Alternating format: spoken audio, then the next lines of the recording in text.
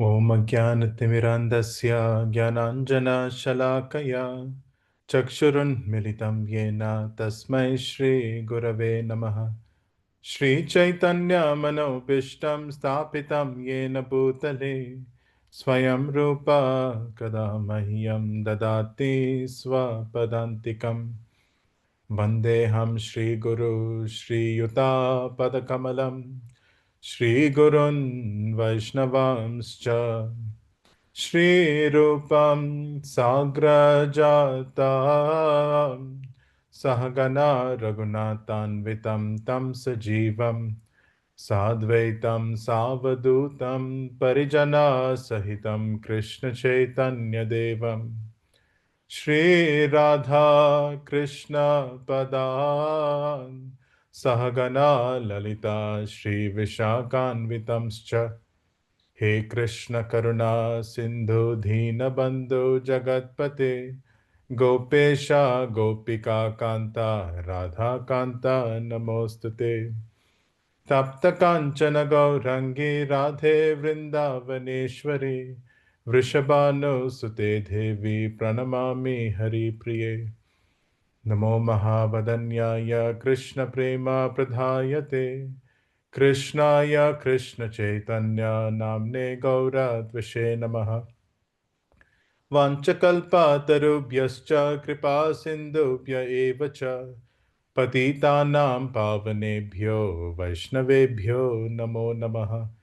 जय श्री कृष्ण चैतन्य प्रभु नित्यानंद श्री अद्वैता गदाधार श्रीवासादि गौरभक्तवृंद हरे कृष्णा कृष्णा कृष्णा हरे हरे हरे राम राम राम हरे हरे। ओम नमो भगवते वासुदेवाय। ओम नमो भगवते वासुदेवाय। ओम नमो भगवते वासुदेवाय। नारायणं नमस्कृत्यं नरं चैव नरोत्तमं देवीं सरस्वतीं व्यासं ततो जयमुदीरयेत् नष्टप्रायेषु वभद्रेषु नित्यं भागवत सेवया भगवती उत्तमश्लोके भक्तिर्भवति नैष्टिकी कृष्णाय वासुदेवाय देवकी नन्दनाय च नन्दगोपकुमाराय गोविन्दाय नमो नमः।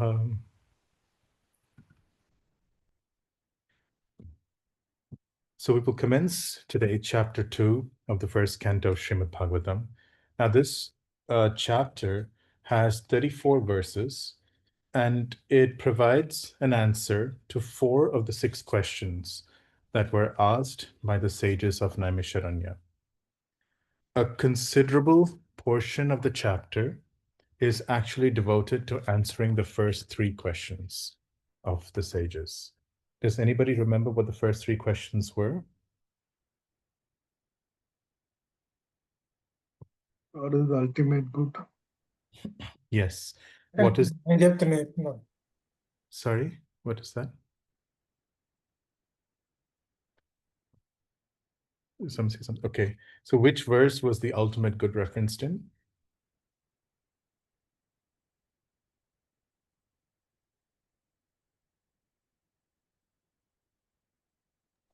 Nine. Text number 9. Text number 9. And the relevant phrase is?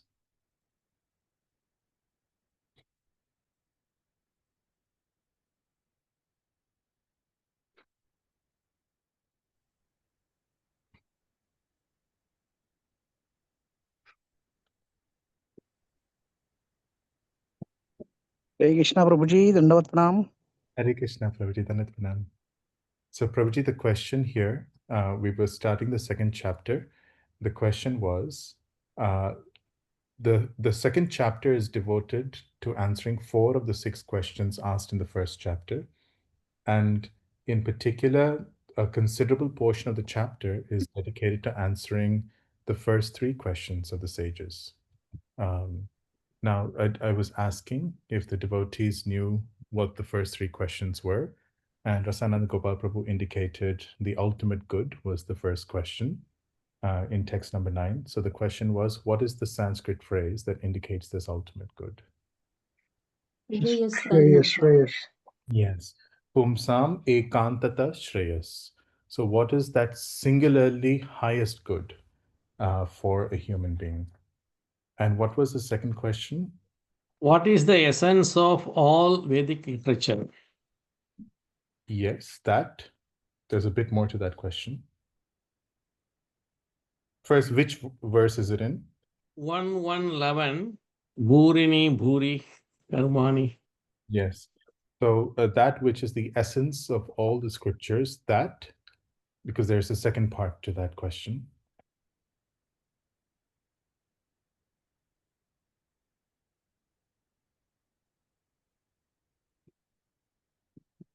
Explain it good for all living beings. Yena atma suprasidati. That's No. the Savai Pumsa. no. So that's the answer, of course. But the question here is Adha sadho atra yat saram. So please extract samudritya, that essence of all of these scriptures, knowing which yena atma suprasiddhati, knowing which the self is completely satisfied. So that the importance of this yena atma suprasiddhati is quite important. And it actually is a leading point to the answer given later on. And what is the third question? Which verse does it come in? Or Purpose of Krishna's appearance? 12 to 16 verses. Yes. Thank you, Mataji.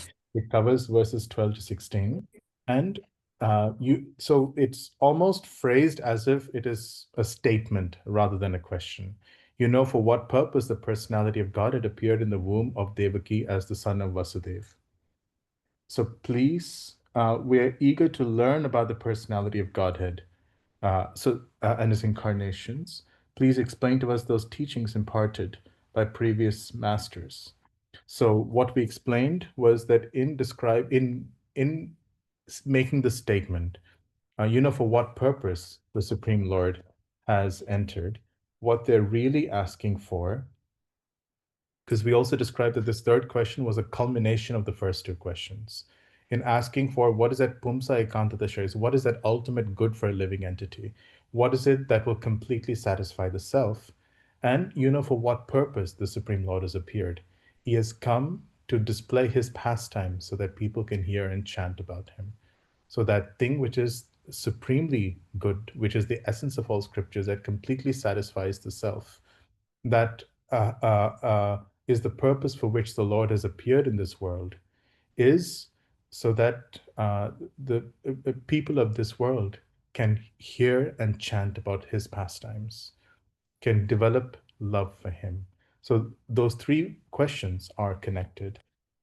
And starting an answer to this particular question from text number 1 for virtually almost the entire chapter,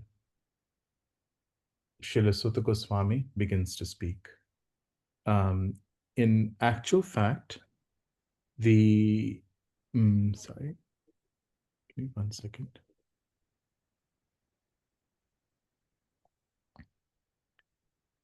Almost the entire chapter, because question number 3 is answered in verse 34, the last verse of this chapter, and we'll come to it at the end. And question 4 is answered in text number 30. This deals with Krishna's appearances or Krishna's incarnations in this world. But what is that singularly, that most important thing characterized by, which is basically his devotional service, characterized by hearing and chanting, that forms the essential message of this chapter. So text number 1 begins. Vyasa hovacha iti samprashna samhrishto vipranam raumaharshani pratipujya vachas tesham pravaktum upachakrame. Would someone like to read the translation? Ugrashrava Sutta Goswami, the son of Romaharshana, being fully satisfied by the perfect questions of the Brahmanas, thanked them and thus and thus attempted to reply. So the phrase, there are two important phrases that one needs to keep in mind here, and that is samprashna and pratipuja. Samprashna here refers to complete inquiries. Sampurna prashna, which means that this is actually a complete inquiry that covers every aspect of what we actually truly want or need.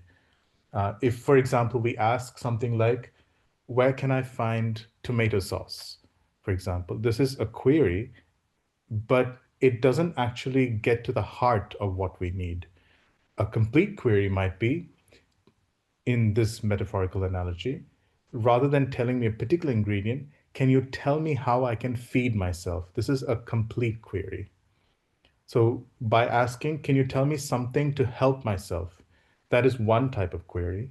But when they're asking, can you tell me what is that singularly highest good? Can you tell me the purpose for which Krishna has appeared? This is actually a complete query, because the answer to this not only answers the query that they're asking, but also answers every question that they will have. It will completely satisfy their desire to inquire. Iti samprashna samhrishto. So Sutta Goswami being completely samhrishto. Rishto means satisfied. Samrishto being completely satisfied, fully satisfied, Prabhupada says, by this perfect question, by this perfect and complete question, Vipranam Romaharshani. So Romaharshani here refers to Sutta Goswami, who is the son of Romaharshana. Pratipuja vachas tesham.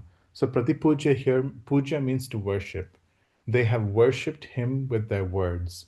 And pratipuja means that he is in turn worshipping them by glorifying their question. And his glorification will start from text number 5. Pratipujya vachas tesham pravaktam upachakrame. And saying this, he began to respond. So Prabhupada's purport says, the sages of Naimisharanya asked Sutta Goswami 6 questions, and so he is answering them one by one. Radheshyam Prabhu makes the point that it is actually essential for a speaker to have respect for his audience when he is responding to them. Otherwise, the words that he utters will not touch their hearts.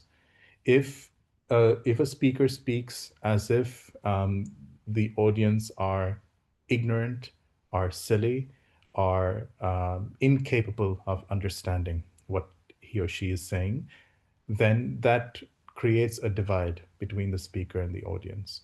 In this particular instance, the listeners are actually the perfect recipient of this knowledge.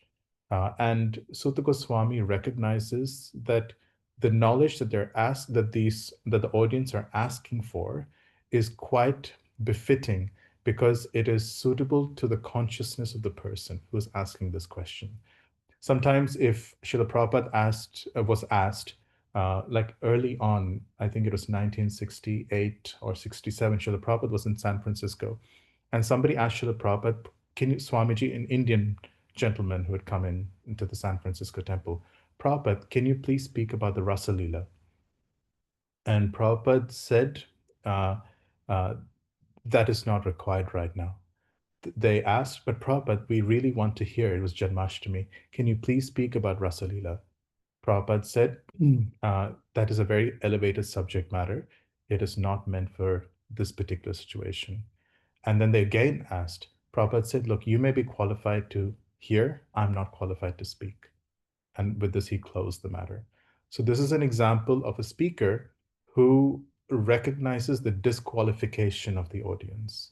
And so the term pratipuja means when the speaker engages with the audience, recognizing their qualification to hear the answer to the question that they've asked. That's a good question. That is a very suitable question. The question you have asked is appropriate. This type of engagement with the audience is called pratipuja. In a similar manner, if a child asks the parent, like a small child, 5 or 6 year old, Mom, Why is it that others get sweets in their lunch, like Oreo biscuits and things, and you don't give me these sweets every day? That's a very good question. And because the child is ready to understand that there are certain types of food that are healthy, that are not beneficial. And so in this way, when you talk about pratipuja, the speaker is recognizing the inquirer's ability to understand the information, and they are able to give them the information they need to extend their knowledge. It is the perfect combination of an ideal listener and a qualified speaker. And so Sutta Goswami, Pratipuja, worshipping the sages by glorifying their question. This is a wonderful question. Your intelligence is seen by asking this question. Your qualification to know is seen by asking this question. I will now begin to answer. That is the mood conveyed by the term Pratipuja.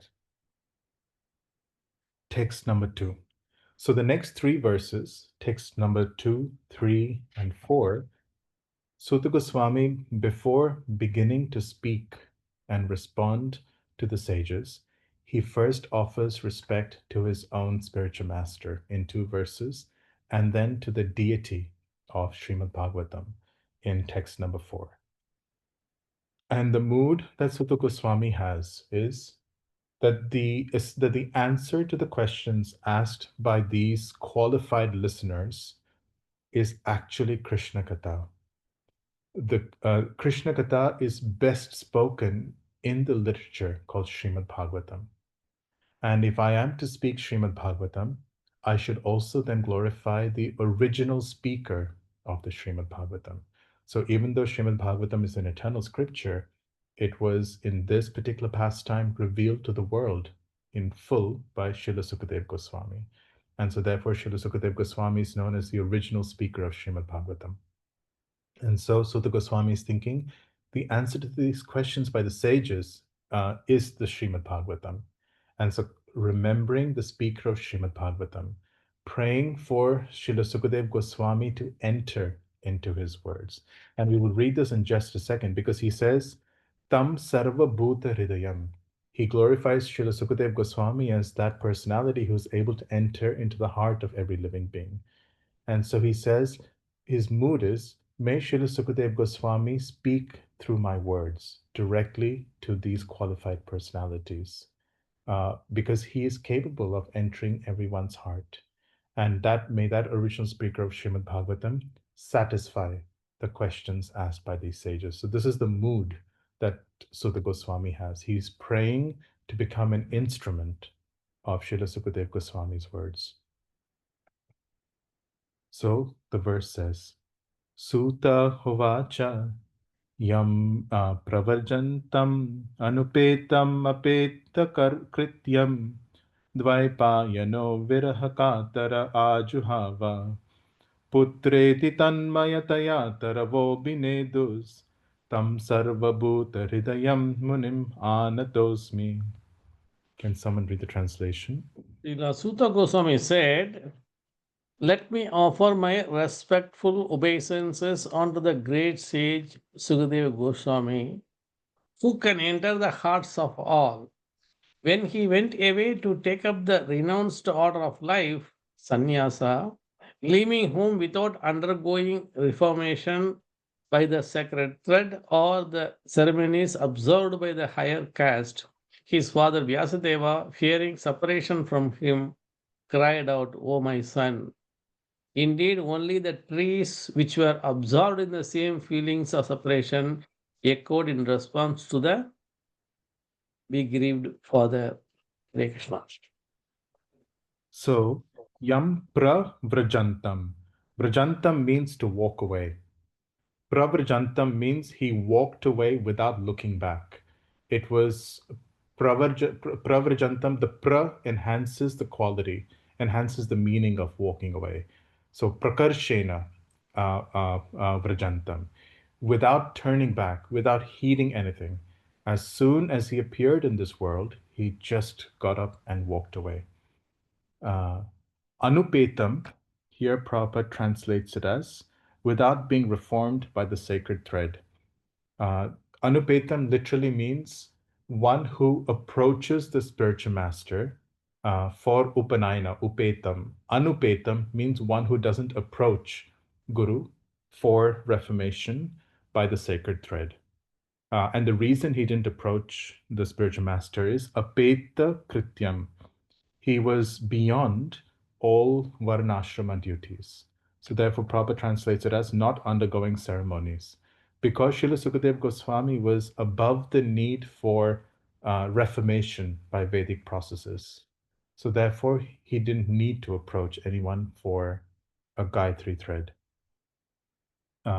It's in a similar mood actually when Lord Chaitanya took sannyas. Lord Nityananda just broke Lord Chaitanya's sannyas staff and threw it away.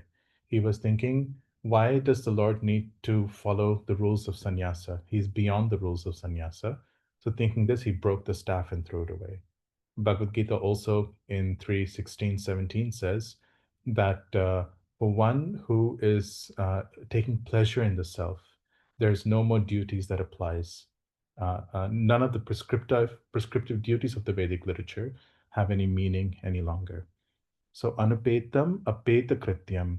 It reflects the qualification of Srila Sukadeva Goswami. Dvaipayano, referring to Srila Vyasadeva, viraha katara. Katara literally means somebody who was shaking, who was shaken by separation, who was trembling with fear of separation.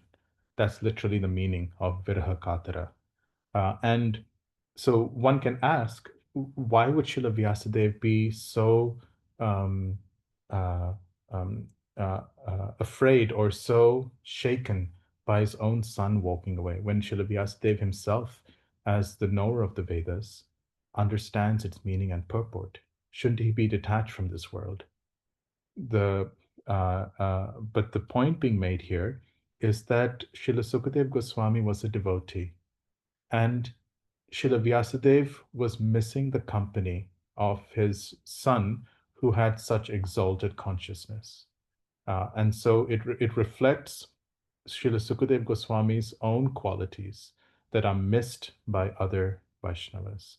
So it indicates Srila Sukadeva Goswami's own exalted position again.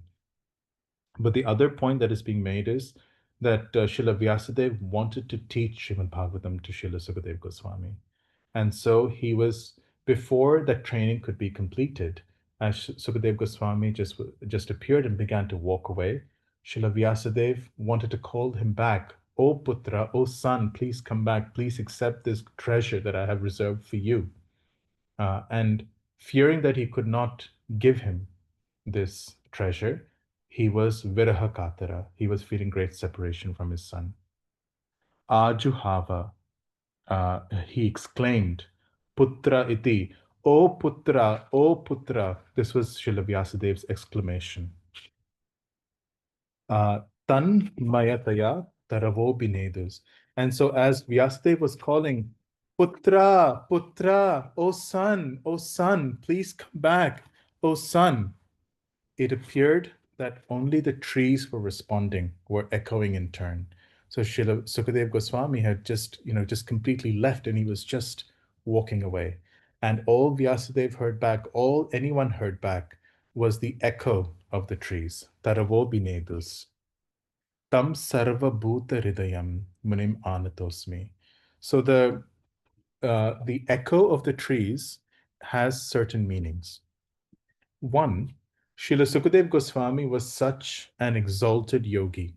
He was such a powerful personality that he was able to sarva bhuta hridayam.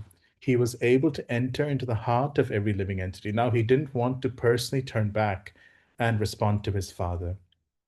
So, but because he's present within the heart of every living entity, he was able to, through the trees, respond back to his father, saying, basically, when Srila Vyasadeva heard the echo, Srila Sukadeva Goswami was conveying the message to his father, Dear father, I'm not coming back.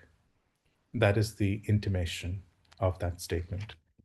The other point that is being made is that seeing Srila Sukadev Goswami just turn and walk away, Krishna, who is seated within everyone's heart, he responded because he is sitting within everyone's heart through the trees. He was the one who conveyed the message to Srila Vyasadeva through this echo, saying, uh, uh, "There's your son is not returning," and Srila Vyasadeva heard this through the echo. So the point being made here is that for somebody who's completely taken shelter of the Lord, it is Krishna himself who acts. There's an example given of Gaur Govinda Swami. So when Gaur Govinda Swami left home, he was 43 years old. And he left to find Gaur and Govinda, Gauranga and Govinda. And so when he left, he had, I think, children. I don't remember exactly how many, but he had daughters who were unmarried. And so when he left home, one of the concerns his wife had was how will these children, especially the daughters, how will they get married? Or one daughter, I don't remember how many. Now it so happened that years down the track, Srila Gaur Govinda Maharaj was sitting on the Vyasasan, and when he was speaking, one of the gentlemen who had come to hear him speak thought, he's such a wonderful devotee. Now he thought, if this devotee has a daughter, I would love for my son to marry her. And so when he investigated, he found Gaur Govinda Maharaj's family and his daughter, and then he proposed a relationship. He was a very wealthy businessman and a very pious devotee. And so he found the family, he found the daughter, and he proposed a relationship between his son and that daughter. So the idea is that when a devotee takes shelter of the Lord, anything that is missing in that devotee's life, Krishna steps in to fulfill. That is the second intimation of this verse. Another example of this is Srila Sridhar Swami himself, because this explanation that I've just given is given by Sridhar Swami, and this very thing was experienced by Srila Sridhar Swami in his own life. I think the devotees here know the pastime that Sridhar Swami was just about to renounce this world whilst his wife was pregnant. He didn't know that. So as he was leaving, his wife told him, "I'm pregnant. Can you wait until the delivery of the child?" And Sridhar Swami said, "Okay." But then upon the delivery of the child, the wife passed away on childbirth. And Sridhar Swami was holding the baby in his hand thinking, well, now how will I serve the Lord in renunciation? He saw a lizard stick out, a mother lizard had given birth to a baby lizard. And then somehow the mother lizard didn't make it. The mother lizard passed away. The baby lizard, even though very small and unprotected, its tongue just snapped out instantly and it caught a fly. And from this, Sridhar Swami understood that Krishna is within the heart of every living entity, and he is the ultimate protector. So if I dedicate my life to serving the Lord in a real way, then Krishna will take care of this child.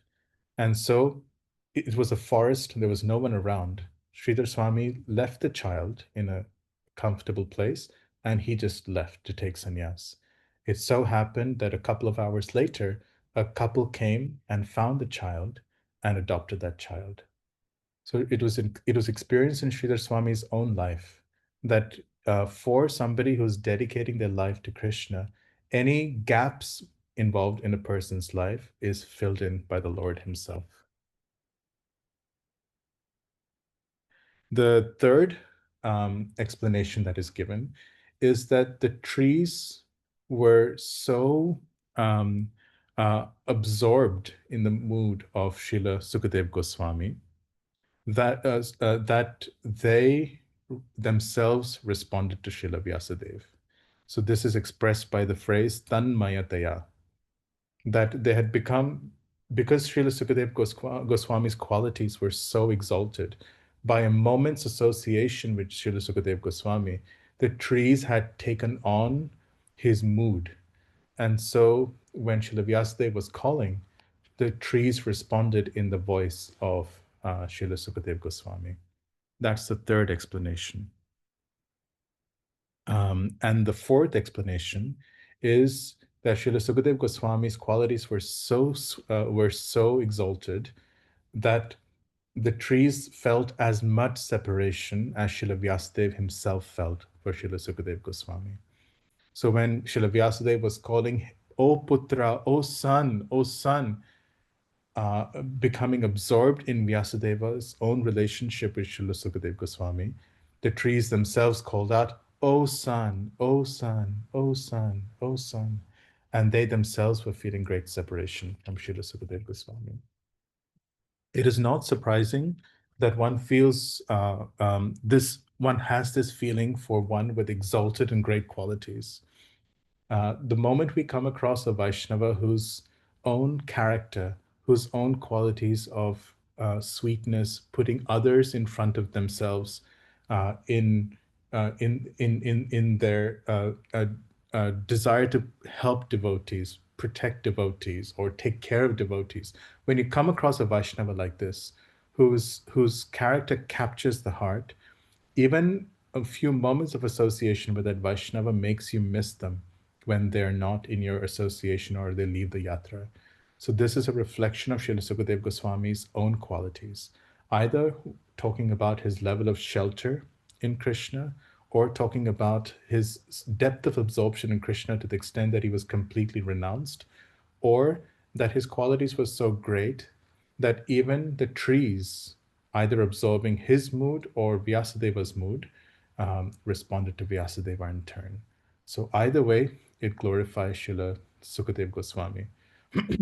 and Sutta Goswami's mood is Tam Sarva Bhuta Hridayam, that personality whose qualities are so great that they're able to attract even the heart of trees, even the heart of Srila Vyasadeva. May that personality, may he enter my heart.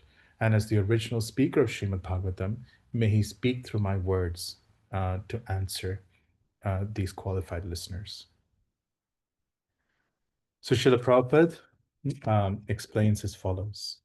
So he's going to speak about the phrases Anupetam Apetya Krityam. The institution of Varna and Ashrama prescribes many religious duties to be observed by its followers. Such duties enjoin that a candidate willing to study the Vedas must approach a bona fide spiritual master and request acceptance as his disciple. So Srila Prabhupada is making this point about approaching and accepting and request acceptance as his disciple, because that's the meaning of the phrase anupetam. When the disciple approaches the spiritual master and requests to be accepted as a disciple, that is the literal meaning of requesting for a Gayatri thread. Prabhupada says a Gayatri thread indicates that one has a spiritual master. So this mood of approaching a spiritual master and asking for, may I be a disciple, is the meaning of the phrase anupetam. The sacred thread is the sign of those who are competent to study the Vedas from the Acharya or the bona fide spiritual master. Srila Sukadeva Goswami, Anupetam, did not undergo such purificatory ceremonies because apeta krityam, he was a liberated soul from his very birth, and so was devoid of any need to perform prescribed duties. And so Prabhupada, in the next paragraph, explains the Vedic system. He says, generally a man is born as an ordinary being, and by purificatory processes, he is born for the second time. Does anybody know the verse that Prabhupada is quoting here?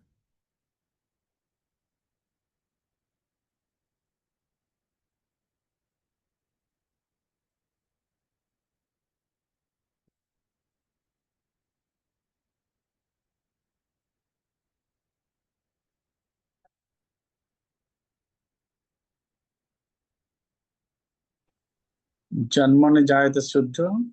That's the one. Yeah. Manmana jayate shudra samskare bhaved bhaved dvija veda patad bhaved vipra brahma janati iti brahmana. So Prabhupada is going to explain that verse line by line.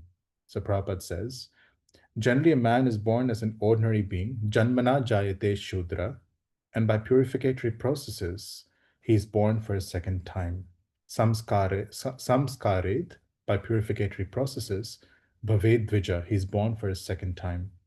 When he sees a new light and seeks direction for spiritual progress, he approaches a spiritual master for instructions in the Vedas. The spiritual master accepts only the sincere inquirer as his disciple and gives him the sacred thread. In this way, a man becomes twice born or a dvija. After qualifying as a dvija, this is the third line, Veda Patat, by studying the Vedas, one becomes a Vipra. By qualifying as a dvija, one may study the Vedas, and after becoming well versed in the Vedas, one becomes a Vipra. But Brahma Janati iti Brahmana, a Vipra or a qualified Brahmana, thus realizes the absolute truth and makes further progress in spiritual life until he reaches the Vaishnava stage. So now Prabhupada is explaining why Srila Sukadeva Goswami is above this stage. The Vaishnava stage is the postgraduate status of a Brahmana. A progressive Brahmana must necessarily become a Vaishnava, for a Vaishnava is a self-realized, learned Brahmana. Srila Sukadeva Goswami was a Vaishnava from the very beginning. Therefore, there was no need for him to undergo all the processes of the Varnashrama institution. Ultimately, the aim of Varnashram Dharma is to turn a crude man into a pure devotee of the Lord or a Vaishnava. Anyone, therefore, who becomes a Vaishnava, accepted by the first-class Vaishnava or the Uttam Adhikari Vaishnava, is already considered a Brahmana. Towards the end of this purport, Srila Prabhupada says, Srila Sukadeva Goswami was the spiritual master of Sri Sutta Goswami, who therefore, so this is the mood or the intent behind the verse, who therefore offers his respectful obeisances on to Srila Sukadeva Goswami before he begins his answers to the questions of the sages at Naimisharanya. Text number 3. Yahaswanubhavam akila shrutisāramekam adhyatmadīpam atititīrshatam chitam tamondam samsārinām karunayāha purāna guhyam tam vyasasunam upayami gurum muninam. Someone like to read the translation? Let me offer my respectful obeisances unto him, Sukha, the spiritual master of all sages, the son of Vyasadeva, who out of his great compassion for those gross materialists who struggle to cross over the darkest reasons of material existence, spoke this most confidential supplement to the cream of Vedic knowledge after having personally assimilated it by experience. So what is highlighted in this verse are two things. One, Srila Sukadeva Goswami's extraordinary compassion and the exalted nature of what Srila Sukadeva Goswami spoke. These are the two highlights of this verse. So, samsarinam, so adhyatma deepam atiti tirshatam tamo undam samsarinam karunayah. So out of great compassion for those who were struggling in the extremely dark well of material existence, deeply dark. So tamo undam. Tamo itself literally means darkness. Andam means like it's almost like saying if somebody says it's dark, and somebody might say it is blindingly dark. You might say it is so dark that the phrase in English is it is the night, the way it is phrased is, it is blindingly dark. That's the literal phrase in English. But what you mean by that is, it is very, very dark. So that's the intention of the phrase, tamo undam. It is extremely dark. And out of great compassion for those who are struggling in such material existence, with no knowledge of who they are, no knowledge of reality, in their own caught up by their own mind, out of great compassion, this Purana Guhyam, that scripture which is a secret even amongst the Puranas, was spoken, aha. Now the greatness of this Purana is explained in 3 ways. So the first one is Yaha Swa Anubhavam. So having glorified Srila Sukadeva Goswami's qualities previously, and also noting Srila Sukadeva Goswami's position. So if you go to, for example, the 19th chapter, if you look at, I'm trying to find the verse, If you look at, for example, text 25, which describes the entrance of Srila Sukadeva Goswami. So here it is stated, at that moment, so reading from 1:19:25, at that moment there appeared the powerful son of Vyasadeva, who traveled over the earth, disinterested and satisfied within himself. He did not manifest any symptoms of belonging to any social order or status of life. He was surrounded with women and children, and he dressed as if others had neglected him. Text 26, this son of Vyasadeva was only 16 years old. And then there's a description of his extraordinarily beautiful body. His legs, hands, thighs, arms, shoulders, forehead, and the other parts of his body were all delicately formed. His eyes were beautifully wide, and his nose and ears were highly raised. He had a very attractive face, and his neck was well formed and beautiful like a conch shell. The end of this description in text 27 says, he was naked, and the hue of his body reflected that of Lord Krishna. Text 28 says, he was blackish and very beautiful due to his youth.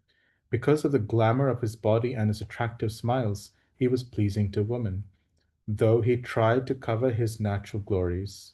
The great sages present there were all expert in the art of physiognomy, which means the art of studying someone's qualities by looking at their physical appearance.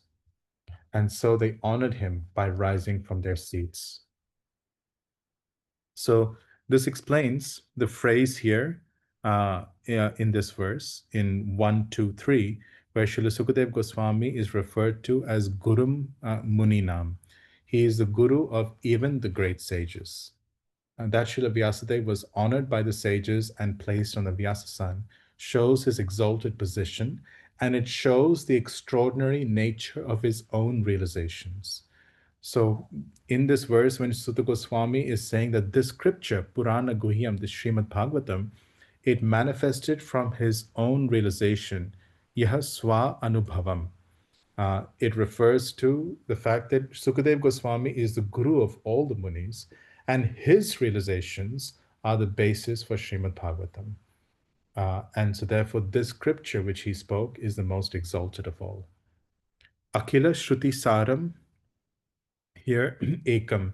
So here akila shruti saram means it is the essence of all the scriptures. That's the second description of that glorifies the knowledge that Sukadeva Goswami spoke and that he himself is about to speak.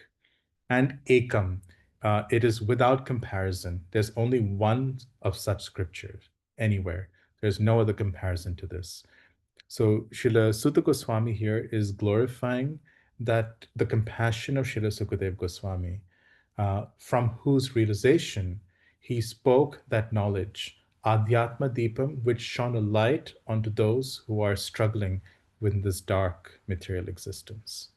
And Tam Vyasasunam, onto that son of Srila Vyasadeva, Upayami, I offer my respectful obeisances. So Srila Prabhupada says, in this prayer, Srila Sutta Goswami practically summarizes the complete introduction of Srimad Bhagvatam. Srimad Bhagvatam is the natural supplementary commentary on the Vedanta Sutras. This is an explanation of Purana Guhyam Akila Shruti Saram. So Prabhupada is explaining this. Srimad Bhagavatam is the natural supplementary commentary on the Vedanta Sutras. The Vedanta Sutras or the Brahma Sutras were compiled by Vyasadeva with a view to presenting just the cream of Vedic knowledge. Srimad Bhagavatam is the natural commentary on this cream. Srila Sukadeva Goswami was a thoroughly realized master on the Vedanta Sutra, and consequently he also personally realized the commentary, Yahaswa Anubhavam, Srimad Bhagavatam. And just to show his boundless mercy, Karunaya, upon the bewildered materialistic person who wants to cross completely over nescience, he recited for the first time this confidential knowledge. So the last paragraph of this purport, Srila Prabhupada writes, Srimad Bhagavatam is the one unrivaled commentary on the Vedanta Sutra. Sripad Sankaracharya intentionally did not touch it because he knew that the natural commentary would be difficult for him to surpass. and also because he didn't want Krishna to become angry with him. So this is mentioned. I think it's actually mentioned by Srila Jiva Goswami. That other things, if he touched, Krishna would not be so upset. But if Shankaracharya tried to touch Srimad Bhagavatam and change it in any way, then Krishna would become very upset with him. So he did not touch Srimad Bhagavatam. He wrote his Shariraka Bhashya and his so-called followers, but then even though Shankaracharya did not dare to modify Srimad Bhagavatam, Prabhupada is saying his followers then tried to change the Bhagavatam. And some of them even began to say that Bhagavatam was a more recent composition. And his so-called followers deprecated the Bhagavatam as some new presentation. One should not be misled by such propaganda directed against the Bhagavatam by the Mayavada school. From this introductory shloka, Prabhupada is calling this an introductory shloka because this is the beginning of Sutta Goswami's presentation in this narrative. The beginning student should know that the Srimad Bhagavatam is the only transcendental literature, ekam, that's the phrase ekam, meant for those who are paramahamsas and completely freed from the material disease called malice. Okay. Text number 4. Narayanam namaskritya naram chaiva narottamam devim saraswatim vyasam tato jayam udhirayet. Can someone read the translation?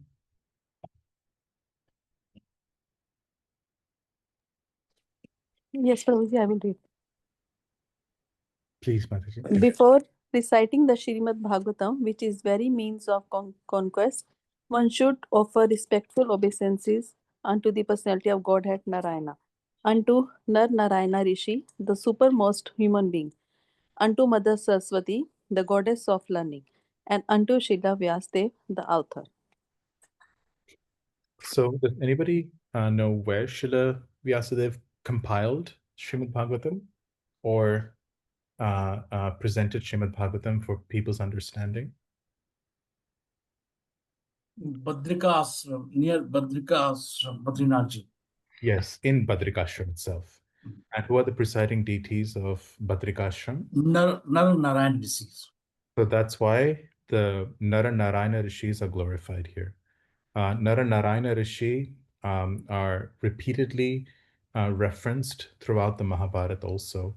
And many times when referring to Krishna and Arjuna, to explain the position of Krishna and Arjuna to people who didn't really know who they were, like Ashwatthama, for instance.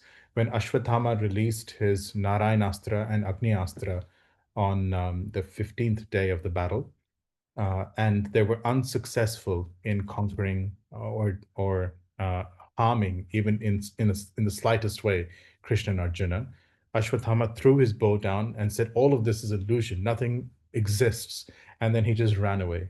Srila Vyasadeva saw him, and upon seeing Vyasadeva, Ashwatthama offered obeisances, and he asked, "O spiritual master, why is it that my weapons could not touch Krishna and Arjuna?" Thinking of them as ordinary people, he asked this question. Srila Vyasadeva explained to him, they're none other than Nara Narayana Rishi. And so Nara Narayana Rishi are often expressed in the pages of Mahabharata as being Krishna and Arjuna. But Nara Narayana Rishi are the incarnations of the Lord who symbolize the performance of austerity. And they eternally reside in Badrikashrama to demonstrate how to engage in performing austerity for the purpose of attaining the Supreme Lord. But because they're the presiding deities of Badrikashrama, and Srila Vyasadeva is writing in Badrikashrama, he is glorifying his deities there, Nara Narayana. So Narayanam Namaskritya Naram Chaiva. So I offer my respectful obeisances onto Narayana and Nara. It's a little bit like if somebody in Sydney were to write a course material for Bhagavad Gita. At the beginning of that work, they might say, Shri Shri Radha Gopinath Jayati. All victory to Shri Shri Radha Gopinath, for example. Or if you have deities at home, like Gaurnitai, you might say, all victory to Shri Shri Gaurnitai. That's the mood in which this phrase is being compiled. Chaiva Narottamam. So Narottamam here can refer to Nara, who is Arjuna, who is the supermost human being. But actually, Narottamam here refers to Purushottama, or Krishna himself, because the ultimate deity, even the Nara Narayana Rishi are the presiding deities of Badrikashrama, and so therefore they're being invoked. The actual presiding deity of the Srimad Bhagavatam is Krishna himself, because ultimately he's that original personality who's been glorified in these pages. So Narottamam here refers to Krishna. Devim Saraswatim, the Shakti revealing these verses is not just the mundane goddess of learning Saraswati, but Saraswati is also another name for Gayatri Devi herself. Gayatri is that which reveals the Lord. And so Devim Saraswatim here refers to Gayatri Devi. Vyasam, who is the author or the sage for compiling this literature. Tato Jayam Udhirayet. So it is quite normal at the beginning of a great work to refer to the deity, presiding deity of the work, the sage by whose mercy this work was revealed, the seed mantra of this work, and the meter of the work. So there are certain elements that provide proper context, proper preparation of consciousness in reciting a work. And so these are certain elements that are called upon when reciting any major Vedic literature or any Vedic literature. Like, for example, in reciting Ishopanishad, generally one would call upon the sage who is Swayambhuva Manu, for example. So similarly here, Srila Vyasadeva is calling upon the deities, the sage, the energy of the Lord by whom this scripture is understood or revealed. And that's why he's speaking this verse. So Srila Prabhupada's purport here speaks of the necessity of taking shelter of the Vedic literature, especially the Puranas as supplementary literature, to understand what we are doing here and to get above ignorance. Towards the end of this purport, Srila Prabhupada says, Srila Sutta Goswami shows the way of chanting the Puranas. This may be followed by persons who aspire to be preachers of the Vedic literatures and the Puranas. Srimad Bhagavatam is a spotless Purana, and it is especially meant for them who desire to get out of the material entanglement permanently. Text number 5. Munaya sadhu prishtoham bhavabdhir mangalam yatkrita krishna samprashno yenatma suprasidati. Can someone read the translation? O sages, I have been justly questioned by you. Your questions are worthy because they relate to Lord Krishna and so are of relevance to the world's welfare. Only questions of this sort are capable of completely satisfying the self. Hare Krishna.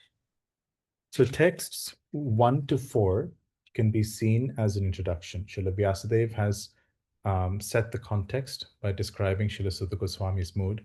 And in 3 verses, Srila Sutta Goswami has offered respects to his own spiritual master, the exalted contribution that Srila Sukadeva Goswami has made to this world out of compassion, and to his worshipable deity, the deity of Srimad Bhagavatam.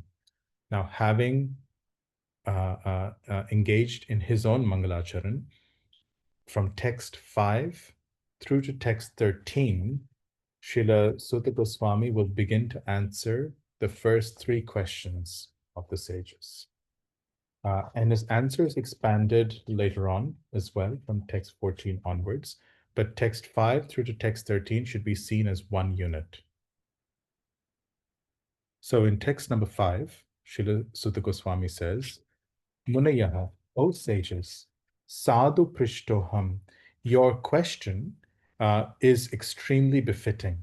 It is extremely relevant because this question that has been asked by you, Bhavabdhir, Loka Mangalam, it is for the benefit of the entire world.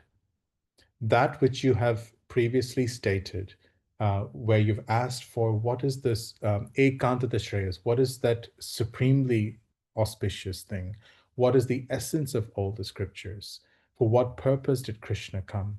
That one thing uh, uh, is actually the hearing and chanting about Krishna, is devotional service to the Lord, because this alone is capable of satisfying the self. So yat krita Krishna samprashno, by engaging in questions regarding Krishna, which indicate the auspicious devotional service that one engages as a result of his appearance. Yat krita Krishna samprashno, yenatma suprasiddhati. You've asked questions in connection to Krishna, and only questions of this sort are capable of fully satisfying ourselves. In the purport, Srila Prabhupada says, since it has been stated herein before that in the Bhagavatam, the absolute truth is to be known, the questions of the sages of Naimisharanya are proper and just because they pertain to Krishna, who is the Supreme Personality of Godhead. The absolute truth. In the Bhagavad Gita, the personality of Godhead says that in all the Vedas, there is nothing but the urge for searching after him, Lord Krishna.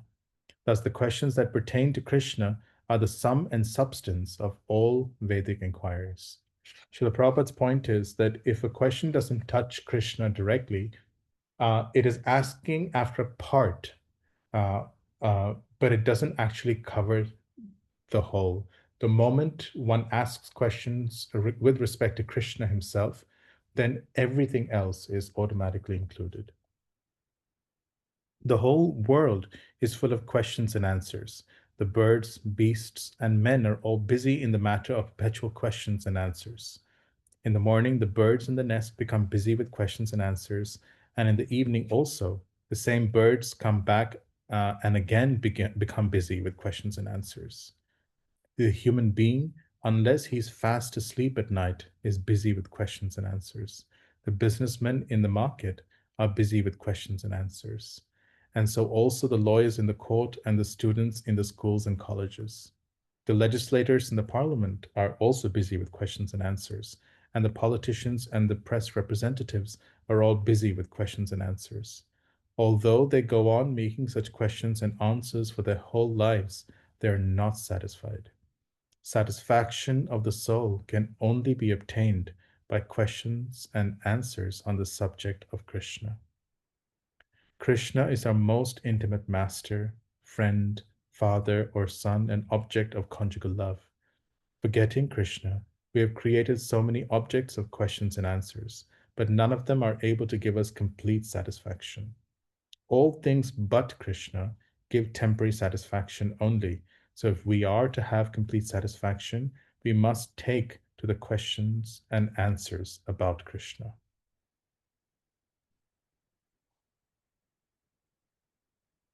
Text number 6. So now Srila Sutta Goswami begins to answer directly, what is that Ekantata Shreyas? What is the reason for which Krishna appeared in this world? What is the essence of all of the scripture? Text number 6. Save pumsam paro dharmo yato bhaktiradokshage ahaituki apratihata yayatma suprasidati. Can someone read the translation?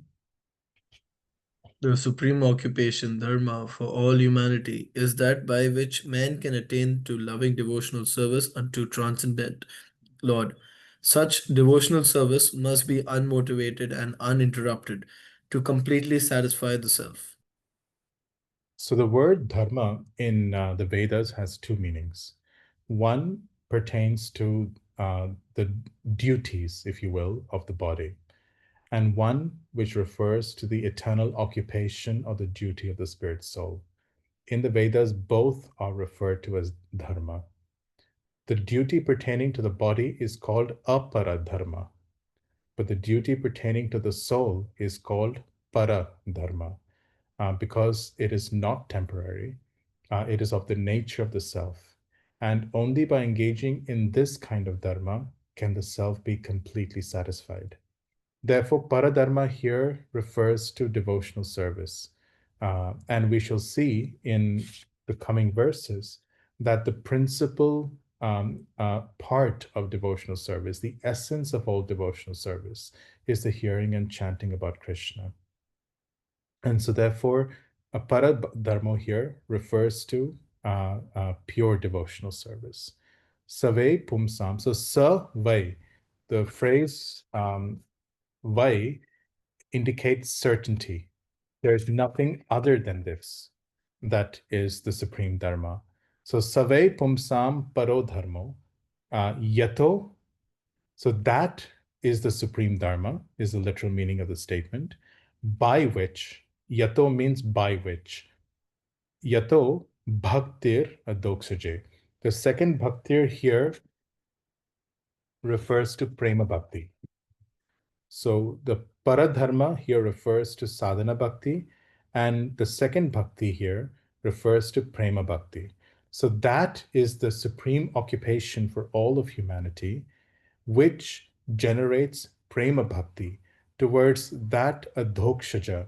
The phrase adhokshaja, or the name adhokshaja, is quite important because Krishna is not knowable through any other means.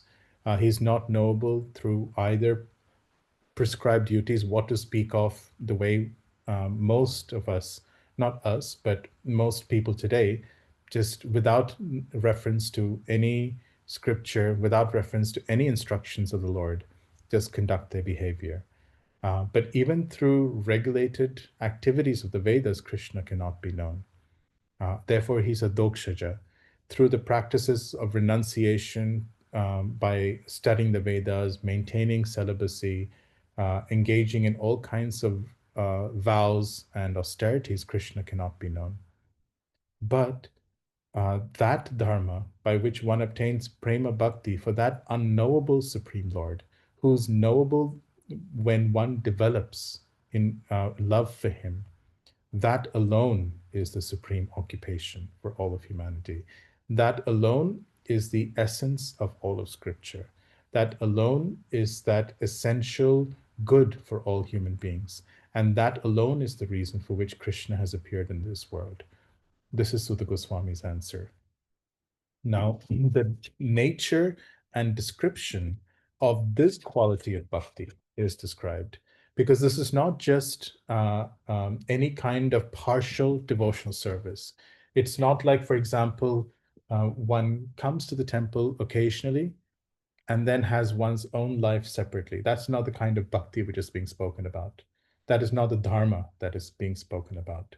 What is being spoken about is that activity of the spirit soul, which by its nature is favorable to the Supreme Lord, constitutes the 9 processes of devotional service, and is performed for the pleasure of the Lord without reference to any activities of the body.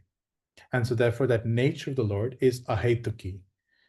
It is neither caused by any other practice in this world. So there's nothing that we can do. There's no activity that qualifies one to get this kind of devotional service. There's nothing in this world that can generate this kind of devotional service. It also means that devotional service is so blissful that this devotee has no motivation other than devotional service itself to perform devotional service. Were those two explanations clear? So the first understanding with ahetuki is that there's nothing of this material world that can generate this kind of devotional service. It is completely the mercy of the Lord's internal pleasure potency. And when it descends by the mercy of a devotee into the heart, only in that way can this type of pure devotional service be generated and be practiced. That is one meaning of the phrase ahituki. The second meaning is that this devotional service, being the essential nature of the self, is so blissful in and of its own nature. The performance is so blissful. Pratyakshava gamam dharmyam is a phrase used in the Gita. Susukam kartum avyayam. It is experienced. It is so easy to perform. It itself is the greatest happiness. That it is ahetuki. That anybody who engages in pure devotional service, who tastes the sweetness of pure devotional service, never has to have any other motivation to perform devotional service. That is the second meaning of ahetuki. And apratihata.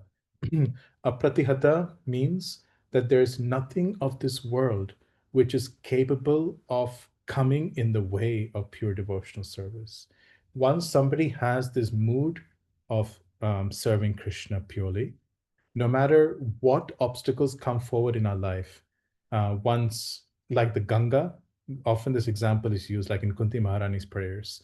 Just as the Ganga forcefully makes its way to the ocean, despite whatever obstacles are on in its path, in a similar fashion, this type of devotional service will always make its way through every obstacle in life, through every situation that appears or comes to obstruct its flow. It will forcefully make its way through and reach the sea of Krishna's lotus feet. That is the meaning of apratihata. It also means that because devotional service is so blissful, that when devotees engage and have a taste for pure devotional service, they never stop performing pure devotional service. They have no reason to stop it to engage in other kinds of activities. This becomes their reason for existence. So both ahetuki and apratihata, therefore, act as descriptive words that describe the nature of that devotional service, which is being referred to here as paradharma. And so the Goswami says, Yaya Atma Suprasiddhati. By this, the Atma becomes completely satisfied. And this is because this is the very nature of the self. There's no second nature. If, for example, somebody who, and this is an example that's often given, if somebody who very naturally would be, a child would be happy in the presence of their parents, you take them away from their parents, you try and satisfy them in any other way, they can be distracted for some time, but the mind of the child will always feel the absence of the mother or the father. But when you take that child and place them back in their parents' shelter, they are very naturally satisfied, even doing simple things. They don't need a lot of distraction. So Yaya Atma Suprasiddhati, by themselves, engaged in their natural constitutional position of pure devotional service to Krishna, their self is completely satisfied. And this, so the Goswami explains, is the answer to those first three questions. The ekantata shreyas, the essence of all of scripture that was considered to be the saram, and that which is the reason for the Lord's appearance in this world. So Srila Prabhupada explains, purport. In this statement, Sri Suta Goswami answers the first question of the sages of Naimisharanya. Actually, it's the first three questions because all three questions are really part of the same thing. The sages asked him to summarize the whole range of revealed scriptures and present the most essential part so that fallen people or the people in general might easily take it up. So Prabhupada explained the first two questions.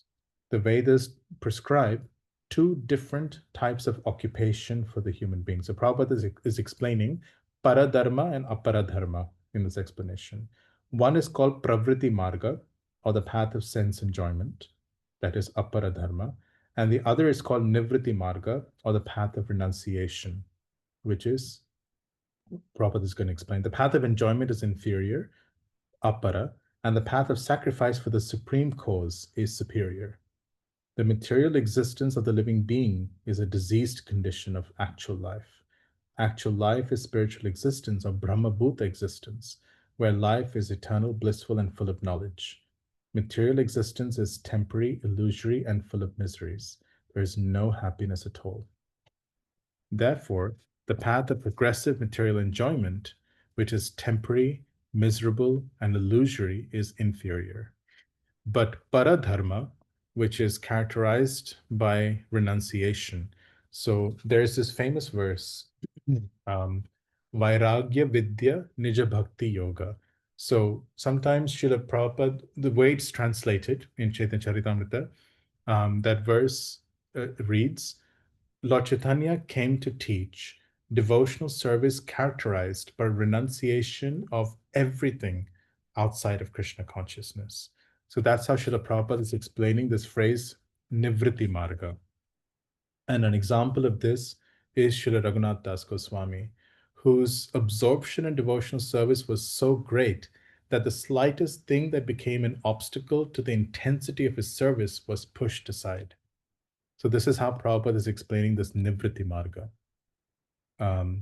But devotional service to the Supreme Lord, Prabhupada says, which leads one to eternal, blissful, and all-cognizant life, is called the superior quality or paradharma of occupation.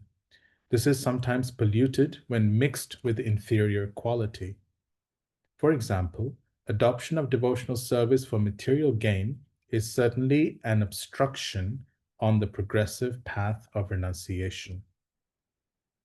Renunciation or abnegation for ultimate good is certainly a better occupation than enjoyment in the diseased condition of life.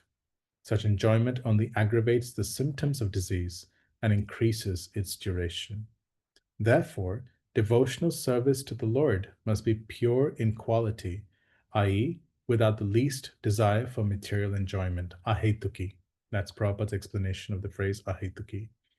One should therefore accept the superior quality of occupation in the form of devotional service to the Lord without any tinge of unnecessary desire, fruitive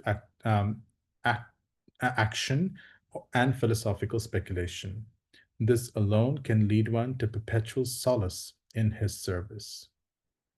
We have purposely denoted dharma as occupation because the root meaning of the word dharma is that which sustains one's existence. A living being's sustenance of existence is to coordinate his activities with his eternal relation with the Supreme Lord Krishna. Lord Krishna is the central pivot of living beings, and he is the all-attractive living entity or eternal form among all other living entities or eternal forms. Each and every living entity has its eternal form in the spiritual existence, and Krishna is the eternal attraction for all of them. Towards the last part, Prabhupada says, the relation is one of the servant and the served. It is transcendental and is completely distinct from our experience in material existence. This relation of servant and the served is the most congenial form of intimacy. One can realize it as devotional service progresses. Everyone should engage himself in that transcendental loving service of the Lord, even in the present conditional stage of material existence. That will gradually give one the clue to actual life and please him to complete satisfaction. So some people will say, how can you say that paradharma means bhakti when it's almost like saying, if you say yatho bhakti radoksaje, so you've used the word bhakti here, and parodharmo, you also say it is devotional service, a pure devotional service. How can you possibly say that it's like saying if you getting a PhD will give you a PhD? So it seems to be somewhat contradictory, but actually it's not so. It's like, for example, a raw mango becoming a ripe mango. They're both a mango. So in the sadhana stage, you would still call the mango a mango. It's not fully ripened just yet. In essence, every part of sadhana bhakti is still spiritual in nature. There's nothing material about sadhana bhakti. It is bhakti. It is the activity of the spirit soul. It descends from the transcendental world. It's just that it's not fully its full nature has not manifested just yet. But when it fully manifests, it comes off. It's called again bhakti, but just in a fully ripened form. So that sadhana bhakti in its initial form ripens into prema bhakti. And so therefore, parodharmo therefore is appropriately explained as being sadhana bhakti, pure devotional service in the sadhana stage. And the bhakti in the second line is appropriately explained as being prema bhakti. Before I go on, I'll just pause there. Do any of the Vaishnavas have any questions?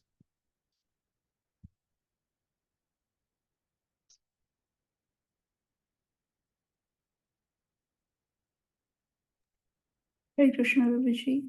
Hare Krishna, Mataji. See, I mean, I just couldn't get the exact sentence, what you said during Ahaituki causeless. One was like you said, there are like two important things explained by that phrase. So one is like nothing in material world can generate this kind of devotional service. And another was like devotional service, it's so sublime that it itself is That a devotee doesn't need any other taste in this world. any other taste. They Oh, don't, okay. they don't need any other hetu or cause for performing devotional service. Okay. Performing devotional service other than devotional service itself. It's like saying, I have no reason for eating a mango other than eating a mango. I'm not thinking that I need to be healthy and therefore I eat a mango. I would think that if I'm drinking prune juice, I need to drink prune juice because I need to be healthy. I need to eat, what's another example? I need to eat karela because it's good for my liver. So this is, but if you've, of course, you can say that for a mango if it's not fully ripened. But the only reason somebody eats a mango is because the mango is itself delicious. Thank you. Abhishek, Prabhu, can you just repeat? I mean, you went very fast and I'm just trying to get my brain around it. So sadhana bhakti is pure devotional service at the sadhana stage. And you mentioned the second stage was? Prema bhakti. Okay. So, so the sentence literally reads, I mean, the literal meaning of the sentence is, that is the supreme occupation for all living beings, which generates devotional service to the Lord. So can devotional service be generated by any particular occupation to the Lord? I mean, I can't say that I will perform charity and humanitarian work, and that qualifies me to be a devotee. If at all it happens, like with King Driga, he performed charity, but it so happened that he once saw a Vaishnava who came, and the Vaishnava just asked him, can you please give me something to build a temple for Lord Vishnu? And King Driga was so generous that as he was giving to other Brahmanas, he gave to this Vaishnava as well. So it was almost incidental, therefore, that he achieved the blessing of this Vaishnava and therefore had the darshan of the Supreme Lord. All his pious activities did not qualify him to get darshan of the Supreme Lord. It was that one almost accidental act of pleasing a Vaishnava that allowed him to get the darshan of Krishna personally. So when you say that is the supreme occupation by which yato one develops devotional service to the Lord, the sentence should properly read, sadhana bhakti is that supreme occupation. When we say sadhana bhakti, the term sadhana bhakti is very carefully defined in Bhakti Rasamrita Sindhu. Krite sadhya bhavet sadhya bhava sa sadhana bida nitya siddhasya bhavasya prakatyam hriti sadyata. So sadhana bhakti is that which generates prema bhakti. And just as you cannot get a ripe mango from, say, a karela or a bitter gourd, similarly, the thing that generates prema bhakti has to be of the same quality. Sadhana bhakti, therefore, is also descendant from the spiritual world, and it is of the form of pure devotional service. So parodharma should properly be read to be pure devotional service. So pure devotional service, therefore, is that supreme occupation for all of humanity, by which, in its ripened form, prema bhakti towards that unknowable Supreme Lord is generated, by which that unknowable Supreme Lord, Adokshaja, can fully be known. So that is the proper reading of that first sentence. And the reading of the second sentence is the characteristic of this paradharma, of pure devotional service, is that it cannot be generated from anything of this world. It is generated nitya siddhasya bhavasya. It is generated from the internal potency of the Lord and descends by the mercy of a Vaishnava into the heart of another Vaishnava. It is therefore ahetuki. It is without cause in this world. It is also so relishable that a devotee engaging in pure devotional service will never have any other reason to do anything else. That is the second meaning of ahetuki. So the second sentence should read, pure devotional service cannot be caused by anything in this world, neither can it be obstructed by anything in this world. It is so relishable that there's no reason other than the performance of devotional service that someone would have for engaging in devotional service, and no one will break it to engage in anything else in this world. And it alone is capable. The phrase vai indicates it's like a stamp. It means this only, there's nothing else but this, only this, certainly this is capable of fully satisfying the self. Madhura Gokul Mataji, your hand is raised. Yes, Prabhu. I'm just trying to understand. First four verses, verse number 1, 2, 3, 4 is offering obeisances. Then why first verse says Vyasa Uvacha and next verse is Sutta Uvacha? So the first verse sets the context. The next three verses, 2 to 4, are the offering of obeisances. That question, that's not satisfactory? Sorry, it's still confused. I didn't mean to say that the first 4 verses are offering obeisances. I meant to say that the first verse sets the context and the next 3 verses offer obeisances.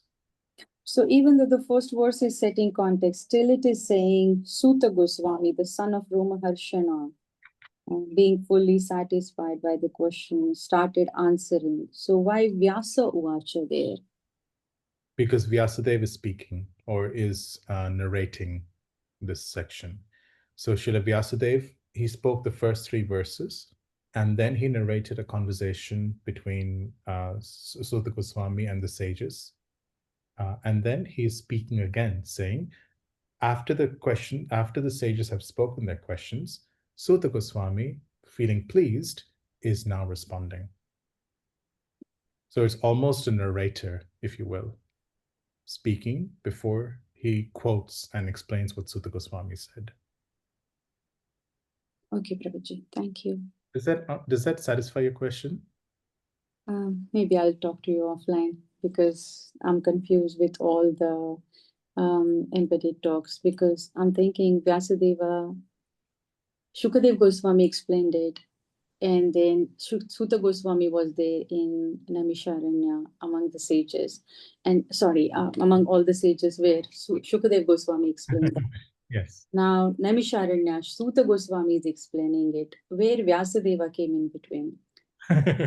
Okay, so what is happening is, so let's leave aside the perspective that the 18,000 verses were all spoken by Shukadev Goswami. Let's leave that idea aside for a second. In terms of the narrative that is being presented, Srila Sukadev Goswami entered from the 19th chapter of the first canto and spoke until roughly the 5th chapter of the 12th canto, right? So that is Sukadeva Vacha, basically speaking. And Sutta Goswami is now presenting what Sukadev Goswami is saying. So Sutta Goswami's words, they start from the 4th verse of the first chapter and end somewhere towards the end part of the 12th canto before Srila Vyasadeva finishes the narrative. Now, Srila Vyasadeva is presenting Suta Goswami's discussion with the sages. So the first 3 verses of the Srimad Bhagavatam in this description were spoken by Srila Vyasadeva. And then in the 4th verse, he is giving context. So he himself is like a narrator. He is describing what is happening. 5th verse, he's again describing what is happening. And then from verse number 6, Rishayah Uchuhu. So he's quoting what the sages at Naimisharanya were speaking. And the sages speak from text number 6 up to text number 23. Now, Srila Vyasadeva presenting this overall conversation in 1.2.1, he's saying, so Suta Goswami is now speaking. And he's presenting Suta Goswami's reply. Does that answer your question, Mataji? You might be on mute, sorry. Yes, thank you, Prabhuji. Yeah. But it's a conversation inside a conversation inside a conversation. I think also cantos 3 and 4 are actually Maitreya speaking to Vidura. So then Sukadeva Goswami is quoting that in an entire conversation, which is being quoted by Suta Goswami, which is being quoted by Srila Vyasadeva. So it's usually embedded conversations. Any other question? Hare Krishna, Prabhu. Hare Krishna, Prabhuji. Yeah, Prabhu, I have one question again related to the first few verses of the second chapter, where Sukadeva, it was mentioned, you have mentioned that Sukadeva Goswami was the first speaker of the Bhagavatam, but Yes. Sukadeva Goswami heard it from Vyasadeva, right? So why we are not considering it as a Vyasadeva spoke to Sukadeva Goswami? That conversation is not considered as first one. Yes, What was because the reason? really nice question. Because Sukadeva Goswami was the one who revealed Srimad Bhagavatam to the world. That's why he's considered the first speaker of Srimad Bhagavatam. Another perspective, Srila Sukadeva Goswami heard the entire Srimad Bhagavatam from Srila Vyasadeva. That is undoubtedly true. But he was the one who presented it to the whole world for the first time. And in particular, when he spoke it with his own realization. And so even to Vyasadeva, who had spoken the entire Bhagavatam to Srila Sukadeva Goswami, it appeared to be very fresh and new. And that's why he was sitting there relishing Srimad Bhagavatam. So he's considered the original speaker of Bhagavatam. Thank you, Prabhu.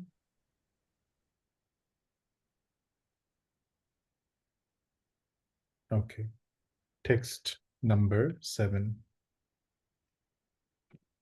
Vasudeve Bhagavati Bhakti Yoga Prayojitah Janayati Ashvairagyam Jnanam Chayadahaitukam. And some read the translation. By rendering devotional service unto the personality of Godhead, Sri Krishna, one immediately acquires causeless knowledge and detachment from the world. Hare Krishna. So this verse describes 2 things. That everything follows devotional service. And the ultimate realization of performing devotional service to the Lord, as described in the previous verse, is realization of the Lord himself. So Vasudeve Bhagavati Bhakti Yoga Prayojitaha. The phrase Prayojitaha proper translates it as being applied.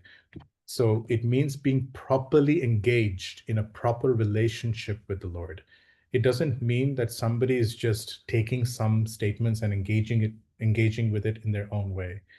It means following the established devotee of the Lord, and through them establishing a proper sense of one's relationship with Krishna, engaging in devotional service according to the instructions of one spiritual master.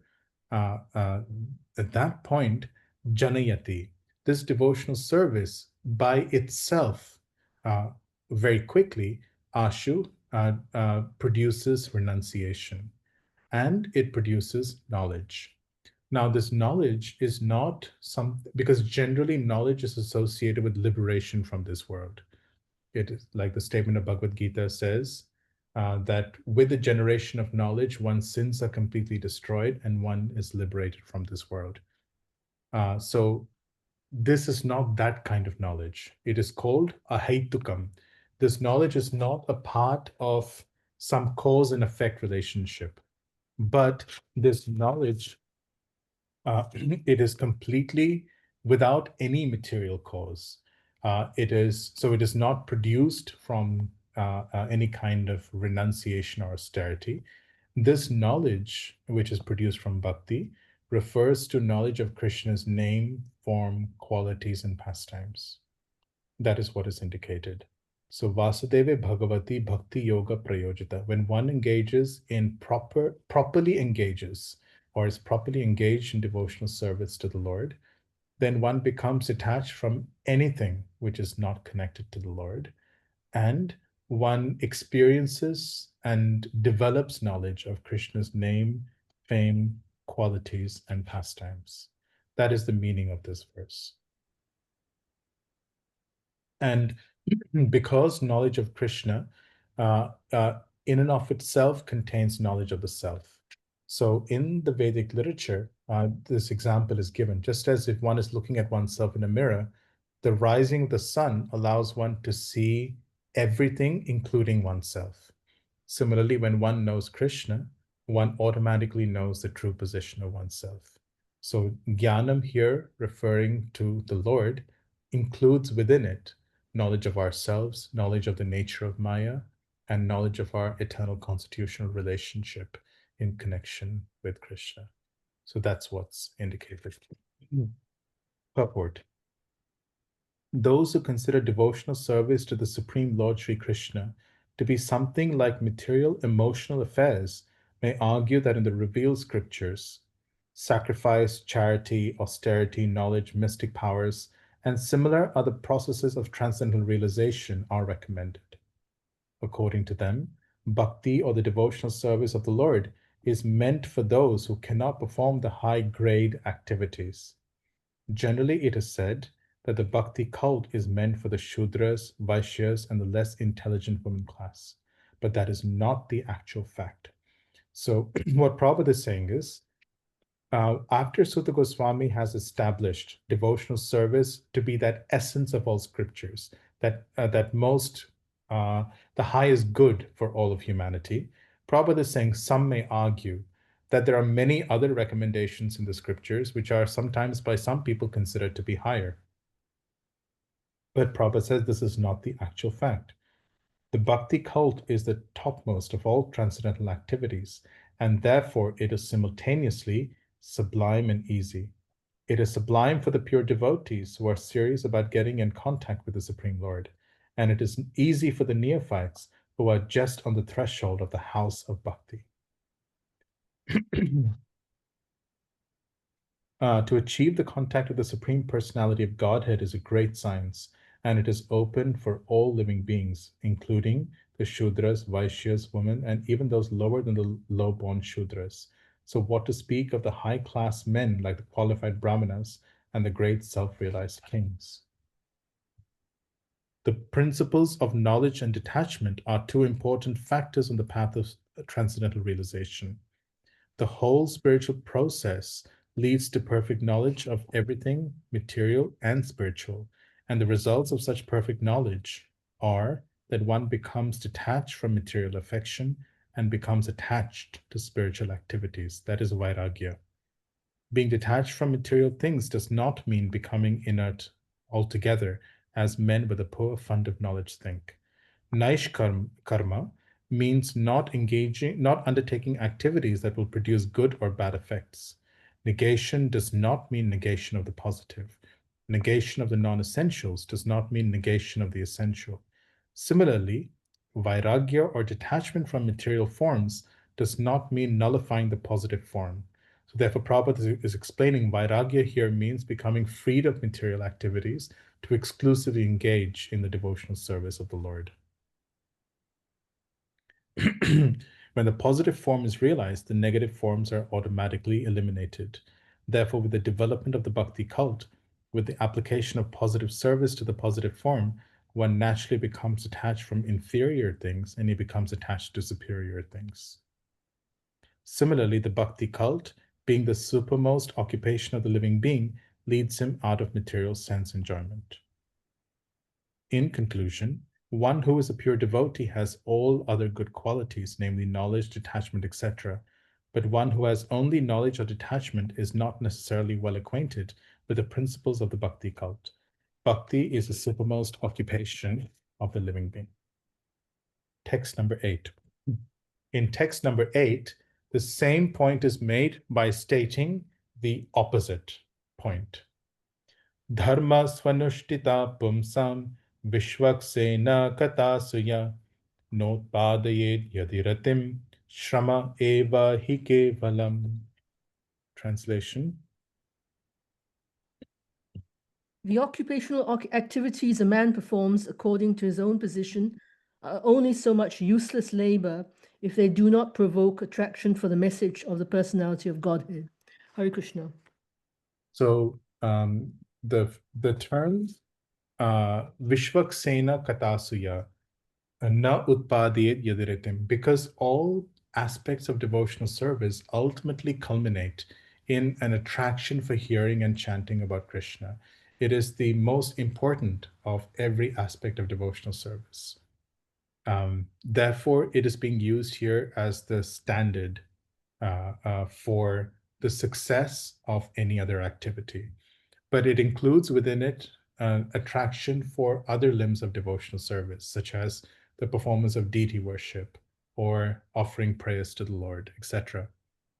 But the hearing and chanting about Krishna are the essence of all devotional activities, and that's why it's used here.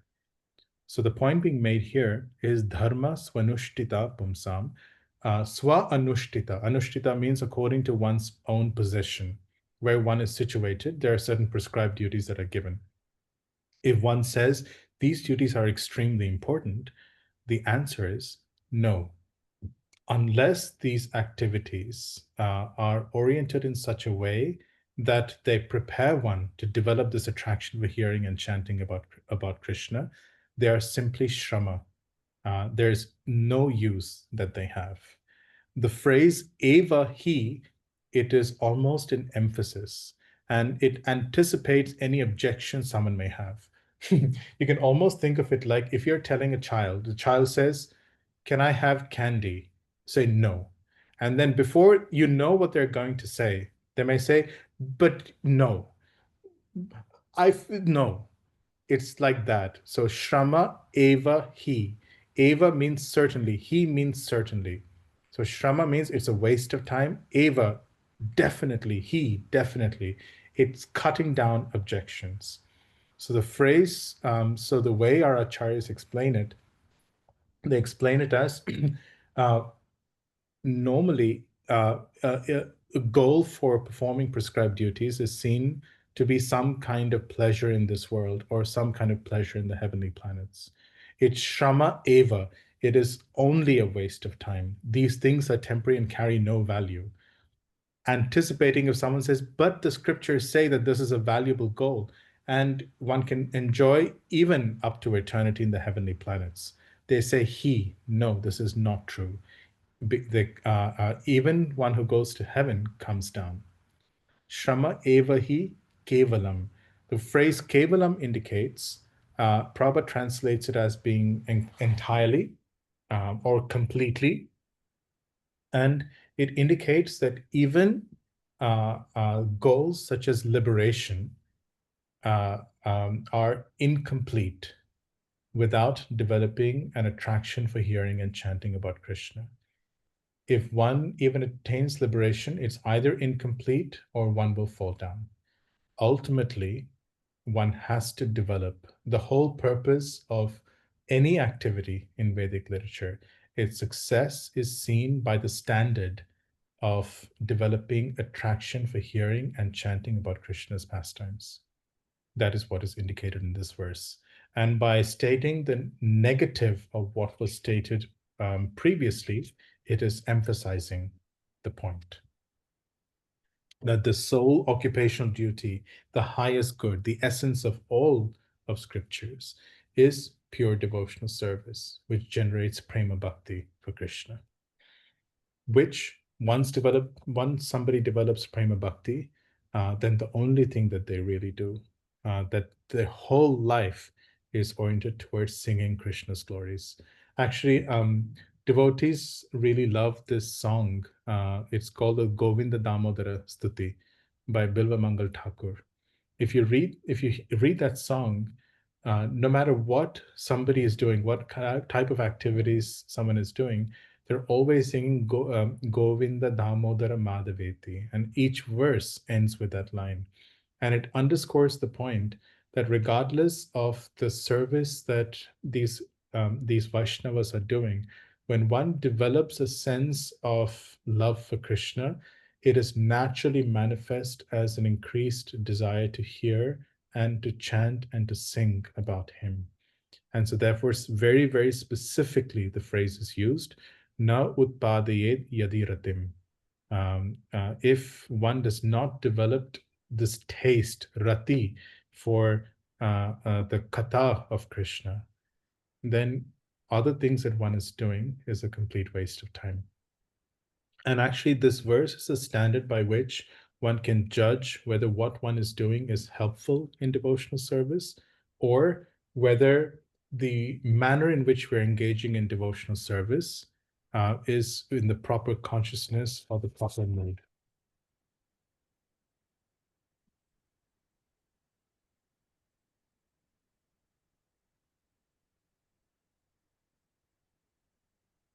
The Srila Prabhupada says, there are different occupational duties in terms of man's different conceptions of life.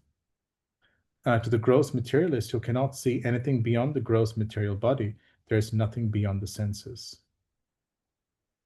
Going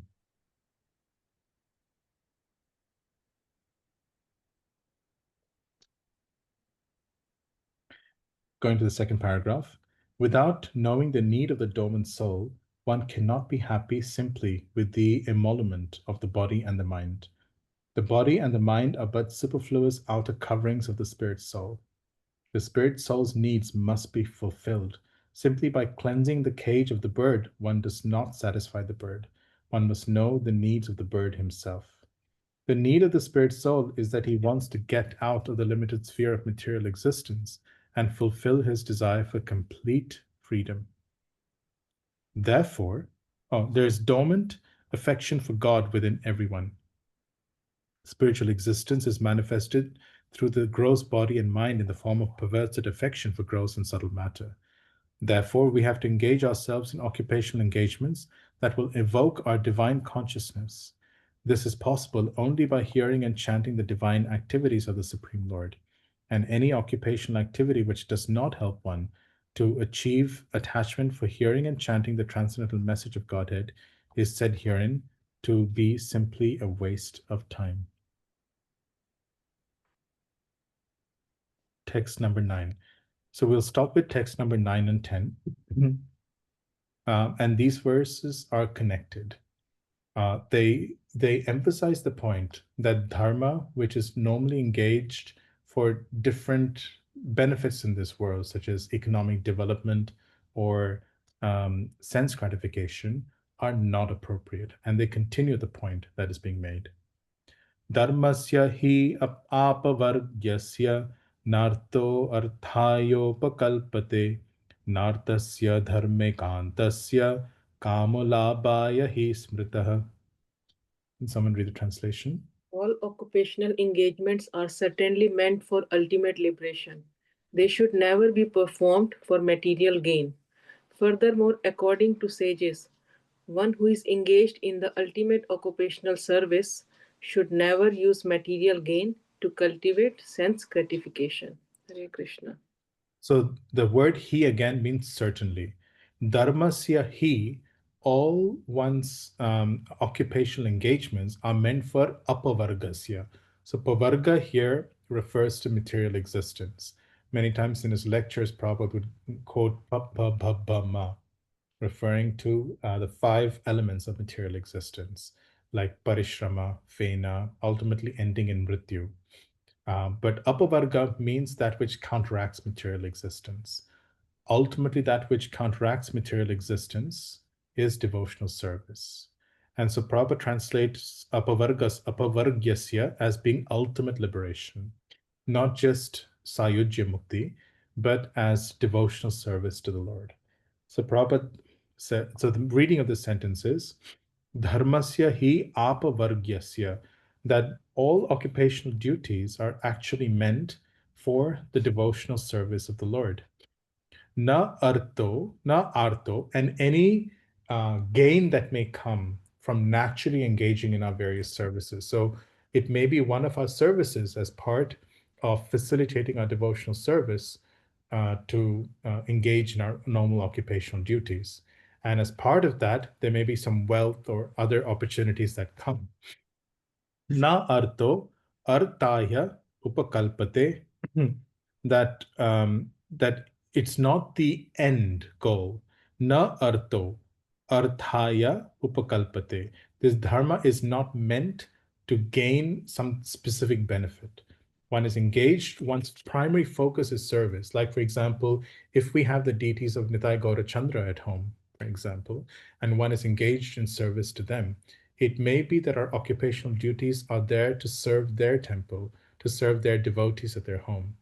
Now, we're not going outside. The consciousness of a Vaishnava should not be, I'm going to work in order to make money. I'm going to work because it is my service to Gaurnitai at home. And whatever Lakshmi comes along its own way, it just comes. But I'm not working, I'm actually serving. This is the mood or consciousness of a Vaishnava. So therefore, the verse says that dharma or devotional service, one's duties, one's service is not engaged for anything other than developing devotional service to the Lord. If it is not for the purpose of getting some artha, economic benefit. And if this economic benefit comes, na arthasya dharme kantasya, for those who have this fixed consciousness, ekanta refers to that one-pointed consciousness of a devotee who is engaged in dharma for the purpose of devotional service. Na arthasya dharme kantasya, for one who has this fixed consciousness, even if material benefit comes of its own accord, kamo labhaya hi smita. It is not meant to just simply enjoy life. Sometimes you hear people say, you've worked hard, you've made all this money, now enjoy yourself. You need to learn to enjoy yourself. You need to learn to spend money on yourself. Go on so-and-so trip. Go and buy yourself a good watch. So the point being made here is, na artasya kamo labhaya. Even if it comes, it is meant just as you need sufficient salt in order to eat prasadam. So similarly, there has to be enough to keep the senses satisfied, but not to just engage it as it needs to be engaged. When I say satisfied, for example, to sleep properly, you need a decent bed. Now, if somebody says in a false spirit of renunciation, let me sleep on a flat board because I don't want to engage in any kind of sense gratification, this is a mistaken application of this verse. Whatever is needed to keep the senses pacified so that one can engage in service to the Lord and intensify service to the Lord is accepted.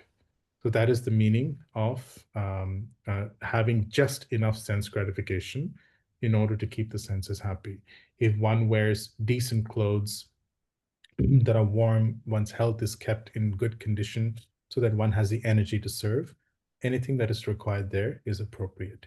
But this verse focuses one's life. If one is thinking of, say, property investment, and one keeps thinking first house, second house, third house, because I just want to keep building wealth, that consciousness is not right. The consciousness has to begin with, I am engaged in this as service. And as service, what is the goal that I'm trying to target? What is it that I'm trying to achieve in service to the Lord? Based on those goals, if something comes along, how can I, as the custodian of this wealth, I'm like a trustee of this wealth, which belongs to Gaurnitai. or Jagannath Baldev Subhadra. I'm the custodian of this wealth. Let me see how I can distribute it so that the needs are met and people can progress as they need to progress in life. And that is the consciousness that is being established here.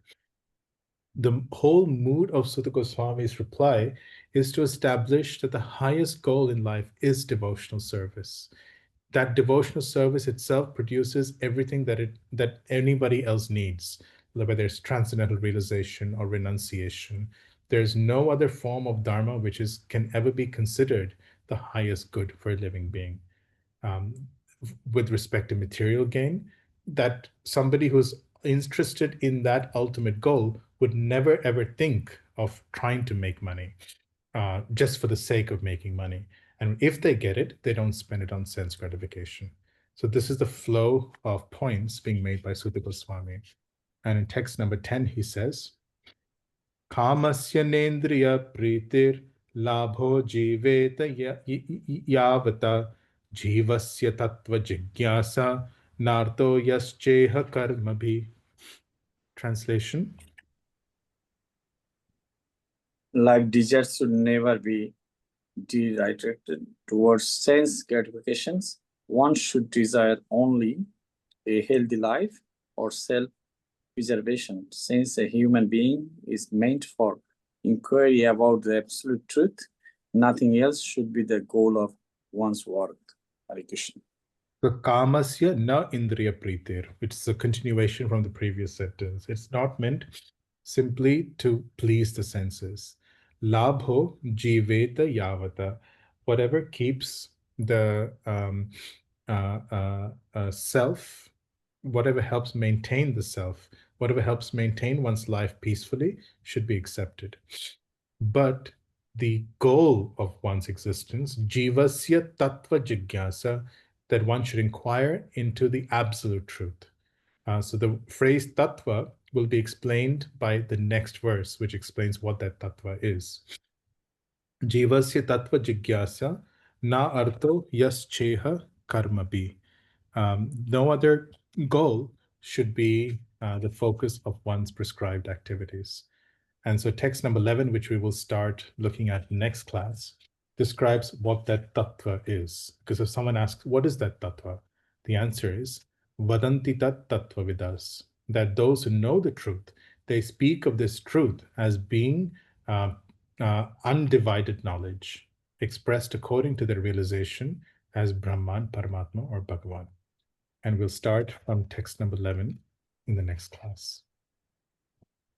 Srila Prabhupada ki, Kantaraj Srimad Bhagavatam ki, Nitai Gaur Premanande. Everybody's want to stay for any questions? Abhishek Prabhu ki jai. Jai.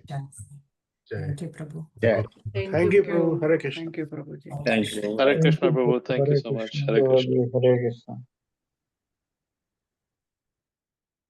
Hare Krishna, Prabhuji. Hare Thank you. Hare Krishna. Hare Krishna. Hare Krishna. Hare Krishna. Abhishek, Prabhu, can I just ask for a repetition of what you said earlier when you described, look, 1.2.4 to the end of the 12th canto, you said Sukadeva Goswami spoke, right? So in the narrative, if you take the Srimad Bhagavatam as being a chronological presentation, then Sukadeva Goswami enters in chapter 19 of the first canto. And he doesn't really speak until I think the 7th or 8th verse of the first chapter of the second canto. So from the beginning of the second canto up to the 5th chapter of the 12th canto, in that presentation, it's Shukadeva Goswami who's speaking. Okay. And otherwise it's Sutta, Devi. It's Sutta Goswami, but then almost coating Sutta Goswami's presentation are introductory verses and concluding verses by Srila Vyasadeva himself. Okay. So it's almost like an accordion. The last is Sutta and the middle would be Sukadeva Goswami. Yes, and then within Sukadeva Goswami's presentation, he's also quoting other people's conversations. Like For example, Sridhar Swami says that there are two paramparas that are presented in Srimad Bhagavatam. One is the descent from Brahma through to Sukadeva Goswami. So in the second canto of Srimad Bhagavatam, for example, in those 4 verses in the 9th chapter, Srimad Bhagavatam, or its essence, was revealed to Brahma by Narayan. And then Brahma, in 3 chapters, chapter 5, 6, and 7 of the second canto, spoke to Narada. Okay. And Narada spoke to Vyasa in the first canto, 5th, 6th, and 7th chapters. Sorry, not 7th chapter, 5th and 6th chapters. And then Vyasa, he spoke initially certain verses to Sukadeva Goswami as he was chasing him. Putreti tanmayataya taravo binedus. He called out some verses, and then Sukadeva Goswami came, and that is when Srila Vyasadeva presented the whole Srimad Bhagavatam to him. So there are always nested conversations. So that's one parampara that is presented. The second parampara that is presented is that the four Kumaras heard from Shankarshana. And what the four Kumaras heard, they presented to, I think it was Parashara, and Parashara spoke it to Maitreya, who then spoke it to Vidura.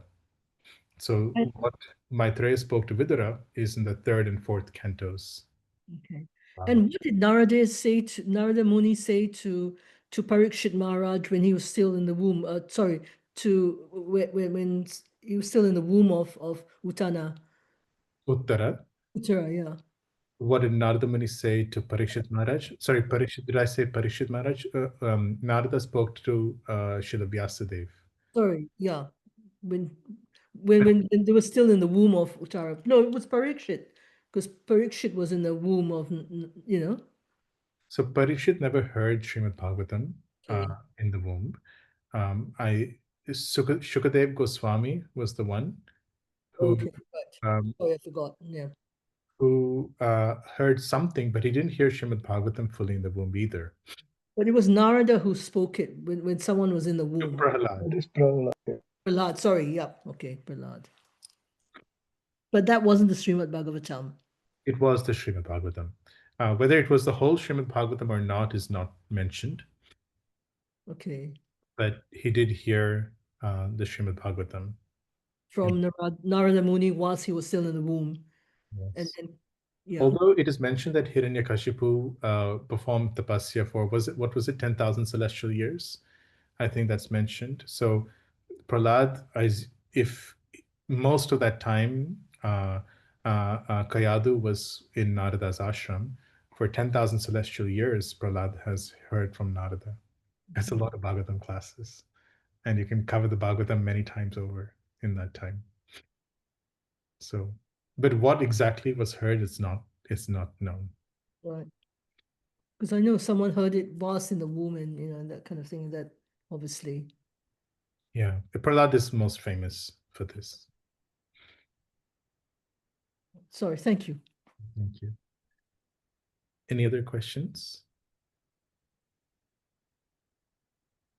I think we have to listen to this class again because it's quite technical and it's quite deep if you want to go down that.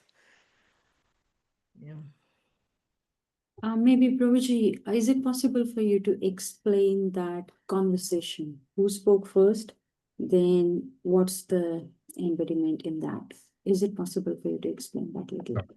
So in the chronology, Sukadev Goswami spoke to Parikshit Maharaj, and his presentation in just conventional reading starts from the 1st chapter of the 2nd canto and roughly ends in the 5th chapter of the 12th canto.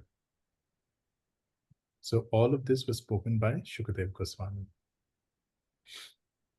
And then presenting this is Sutta Goswami, who speaks or whose conversation with the sages starts from roughly the 6th verse of the 1st chapter of the 1st canto, and it goes up to somewhere close to chapter 12 or of the 2nd canto. So, for example, after the 5th chapter, the 12th canto, the sages didn't want to stop hearing Srimad Bhagavatam. So to give them something more that they could relish, Sutta Goswami spoke the Markandeya pastime. So in that chronology, from a conventional point of view, one could say that that was outside of the presentation that Sukadeva Goswami presented to Parikshit Maharaj, conventionally speaking. And then, of course, the beginning and end verses of Srimad Bhagavatam are spoken by Srila Vyasadeva.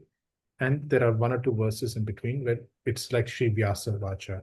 He's a narrator presenting what Sutta Goswami is presenting to the sages at Naimisharanya. But of course, this is a conventional presentation. We've also heard Jiva Goswami say that the entire Srimad Bhagavatam eternally exists as one unit, and it was presented by Srila Vyasadeva to Sukadeva Goswami in its entirety. So from the first verse of the first canto to the last verse of the 12th canto. And then Sukadeva Goswami also spoke it entirely to Parikshit Maharaj and the sages. And Sutta Goswami has relayed the whole thing again, including verses 1, 2, 3. But that explanation is more to understand that Srimad Bhagavatam is eternal in its form, and it is not a compiled source. So that explanation is to understand that point. But if we want to keep track of the conversations, what we just spoke now, in terms of where Sukadeva Goswami's presentation starts and ends, is helpful to understand. Okay, so just I'm trying to explain what I understood. So Vyasadeva actually compiled Srimad Bhagavatam by the instruction of Narada Muni, and that was given to Shukadev Goswami. Yes. Right? And then Shukadev Goswami explained it to Parikshit Maharaj in the assembly. Sutta Goswami is there, and that was from Canto 2, right?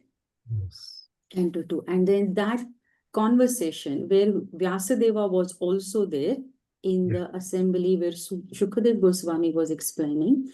And then whatever Sutta Goswami is explaining to Naimisharanya's rishis, that's what Vyasadeva is writing it here now from first chapter. Is that correct? Thank you, Prabhuji. Okay. Why is Vyasadeva relying on Sutta Dev Goswami, Because it could be the same thing that Srila Vyasadeva could write separately, but the presentation, when it comes through certain personalities, acquires deeper and sweeter meanings. And we gave this example previously. It's the Radha Gopinath are always Radha Gopinath, but there's a marked difference between, say, somebody who's relatively new serving Radha Gopinath and an experienced and exalted Vaishnava serving Radha Gopinath. And so you could write, for example, about an Abhishek ceremony performed generally, like without referencing the person performing the Abhishek. But if you write, say, for example, Banu Maharaj came or Gopal Krishna Maharaj came and they're performing Abhishek, then you see it through their eyes. And even though it's the same Abhishek, it's the same description, it takes on a different meaning and a different level of sweetness. Okay. So up to now, we're focusing on the sages, now Sutta. Vyasadeva hasn't come in yet. Well, Vyasadeva is always there as the narrator, as the ultimate narrator or the revealer of Srimad Bhagavatam. So you can think of it as linked thought bubbles. Vyasadeva is speaking. He's quoting Sutta Goswami and the sages of Naimisharanya in turn. And when Sutta Goswami is speaking, he is quoting Sukadeva Goswami. When Sukadeva Goswami is speaking, sometimes he's quoting Kunti, sometimes he's quoting other personalities, sometimes he's quoting Brahma, like this.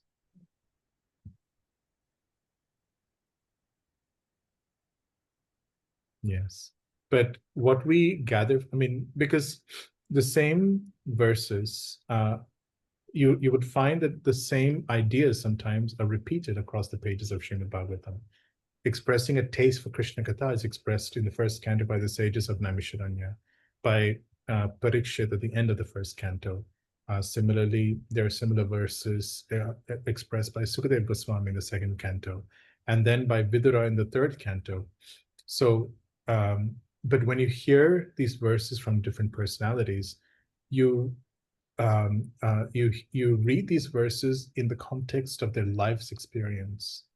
So you see someone like Vidura, who was Yamaraj in his previous life. He has taken a short break by Krishna's mercy to enter Krishna's pastimes. And most of that break, he's been serving one dogmatic blind fool by the name Dhritarashtra. And now, towards the end of his life, Krishna has completely freed him. And he's been allowed to travel out of Hastinapur and just hear Krishna Katha. He goes to Maitreya and he says, I know the whole Mahabharata. I don't want to hear this anymore. I just want to hear Krishna Katha.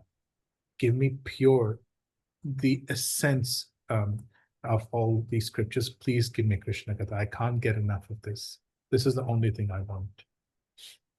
So when you hear this realization from him, taking the background of his life, it takes on an entirely different meaning. When you hear Kunti express expressions such as, my dear Krishna, you've always been with us. The only reason we've survived is because of you. And when you read of everything she's been through in her life, Krishna was actually very concerned about Kunti and the Pandavas. Even as he came out of Vrindavan and he came to Mathura, he dispatched Akrura to go to Hastinapur. If you like in the Krishna book, this is mentioned. He dispatched Akrura because of his ability to deal diplomatically and his ability to assess the situation. He sent Akrura to assess the situation in Hastinapur and report back to him.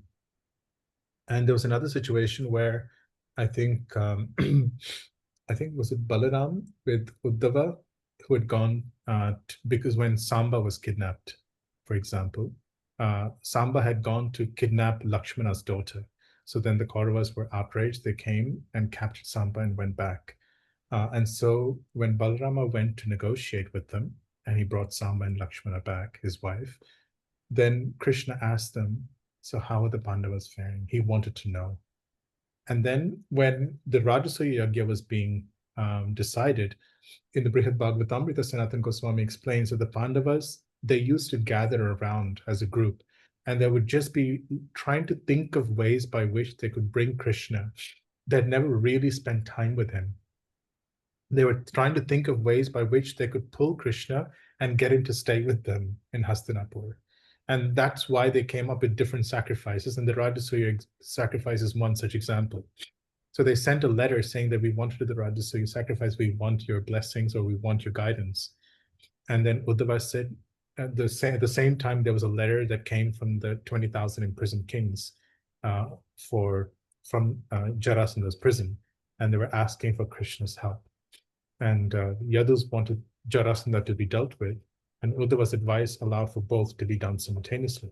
So when Krishna then went to visit the Pandavas at Indraprastha, the mood that Yudhishthira had, he was so overwhelmed with happiness, he didn't know where he was going, what he was doing. And Kunti's, you can imagine her feelings after everything she'd been through. Finally, that Lord whom she had been worshipping and taking shelter all her life had come. And for a substantial period of time, spent time with them in Hastinapur for the first time. So you think of this in light of Kunti's experiences, and when you read her prayers, some of which have been spoken in other contexts and other moods by other Vaishnavas, you hear of this from her own life story, her own depth of realization. And these verses take on a different flavor and meaning.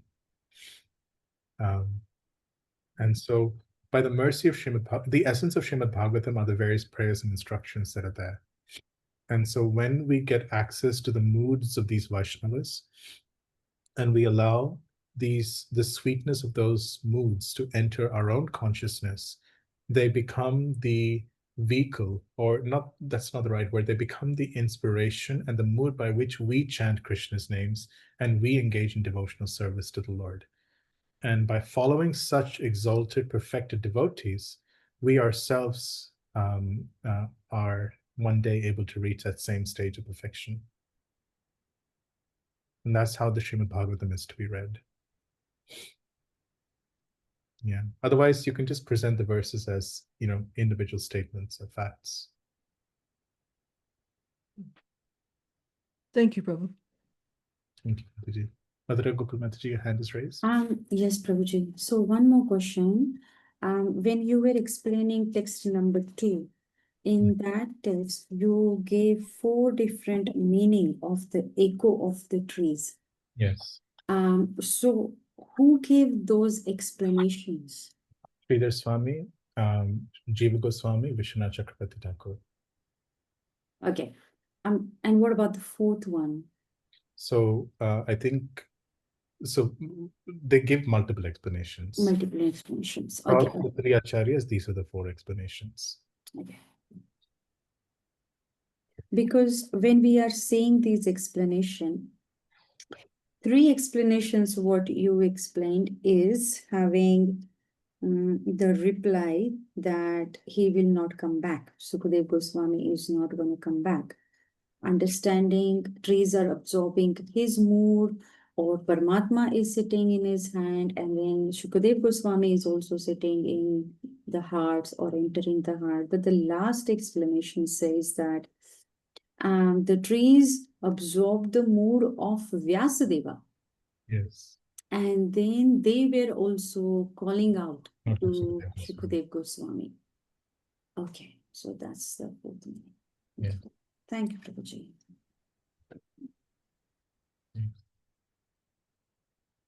But it's such sweet explanations, right? That have all been those. Sridhar Goswami, Jiva Goswami, and Vishwanath Chakravarti Thakur. Thank you.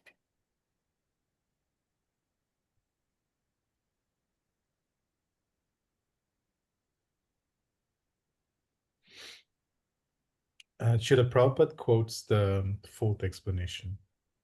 Vyasadeva, fearing separation from him, cried out, "O my son, indeed only the trees which were absorbed in the same feelings of separation echoed in response to the bereaved father."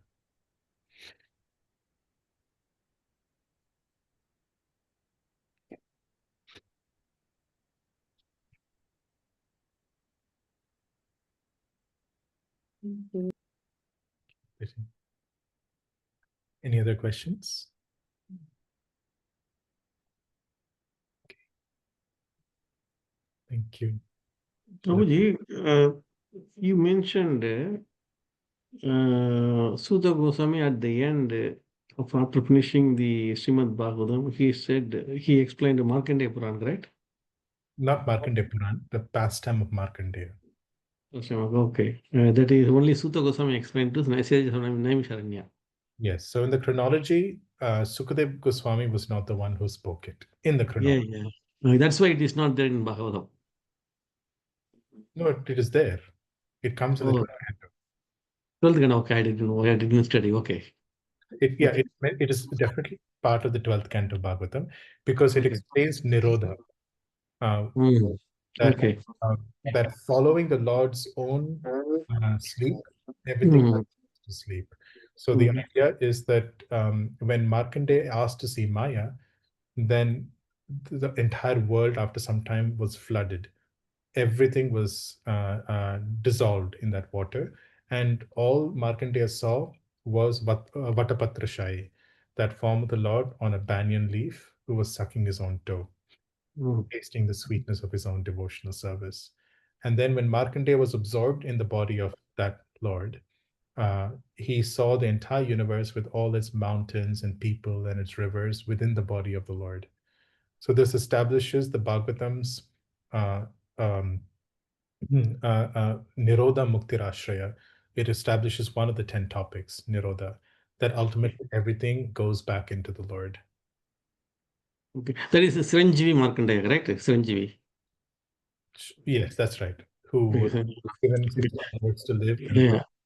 And another one thing is, we are getting a lot of the quotes from Sridhar Swami. Who is the Sridhar Swami? He is which parampara he is from? So most scholars say that he is in the Vishnu Swami Sampradaya. Mhm. So, we have 4 Vaishnava Sampradayas, right? So we have the Vishnu Swami Sampradaya, Rudra Sampradaya, Brahma Sampradaya, and Sri Sampradaya. So in Sri Sampradaya, the predominant Acharya is Ramanuja himself. Mhm. In the Brahma Sampradaya, the predominant Acharya is Madhvacharya, of which we are a branch. Mm. And in the Rudra Sampradaya, the main personality is, what is the name? Vishnu Swami. Nimbarkacharya. Mm. And then in the 4 Kumara Sampradaya, the predominant Acharya, sorry, that is Nimbarkacharya. What am I saying? Sorry. The 4 Kumara Sampradaya was Nimbarkacharya. Then in the Rudra Sampradaya, the main Acharya is Vishnu Swami. And so a descendant of Vishnu Swami, not the direct disciple, but in that same lineage, is said to be Sridhar Swami. Now, this is a scholarly opinion. The details are somewhat scarce. That is what is known. But from our point of view, the earliest commentary on the Srimad Bhagavatam that we have is Sridhar Swami's commentary. If we did not have Sridhar Swami's commentary, we would not know what the Srimad Bhagavatam is actually saying. So therefore, Lord Chaitanya accorded the highest importance to Sridhar Swami and his commentary on Srimad Bhagavatam. Okay, well, that makes sense. Okay, cool. What is also important to note is even though we are officially allied to the Madhva, to the Madhva, Brahma Madhva line, our actual parampara is the parampara of the Srimad Bhagavatam. That should be carefully understood. So our parampara actually, our philosophy is actually quite different to Madhvacharya's philosophy in many respects. We are actually closer to Ramanuja's explanation of the philosophy, much closer theoretically than we are to Madhvacharya's explanation. Okay. But our lineage is from Brahma to Narada to Vyasa to Shukadev Goswami to Sutta Goswami, and then at some stage in Sridhar Swami, because the majority of the commentary that we have on Srimad Bhagavatam that is explained by Jiva Goswami and Vishwanath Chakravarti Thakur, it comes from Sridhar Swami. They have taken his commentary and expanded on his commentary, and where there is perhaps a greater need to explain devotional service, they've expanded on the commentary. But the foundation of their commentaries, you can say 60-70% of their commentary is Sridhar Swami's commentary. Excellent. Sometimes you find that Vishwanath Chakravarti Thakur in his commentary, he literally, it's a copy-paste of Sridhar Swami's commentary with additions. Excellent. Thank you, Prabhu. Thank you. But our lineage is so wonderful to understand. If you look at devotees like Radha Govinda Maharaj, have you ever heard lectures by Radha Govinda Maharaj? Has anybody heard lectures by Radha Govinda Maharaj? Yeah, Sanjali Mataji. So Radha Govinda Maharaj is known as one of those speakers of Srimad Bhagavatam whom other speakers of Srimad Bhagavatam listen to. And even very senior Vaishnavas, when they're preparing lectures, they will usually take transcripts of Sri Radha Govinda Maharaj's classes and prepare their own classes accordingly. When I was in Pune, sorry, one second, I'll just stop this.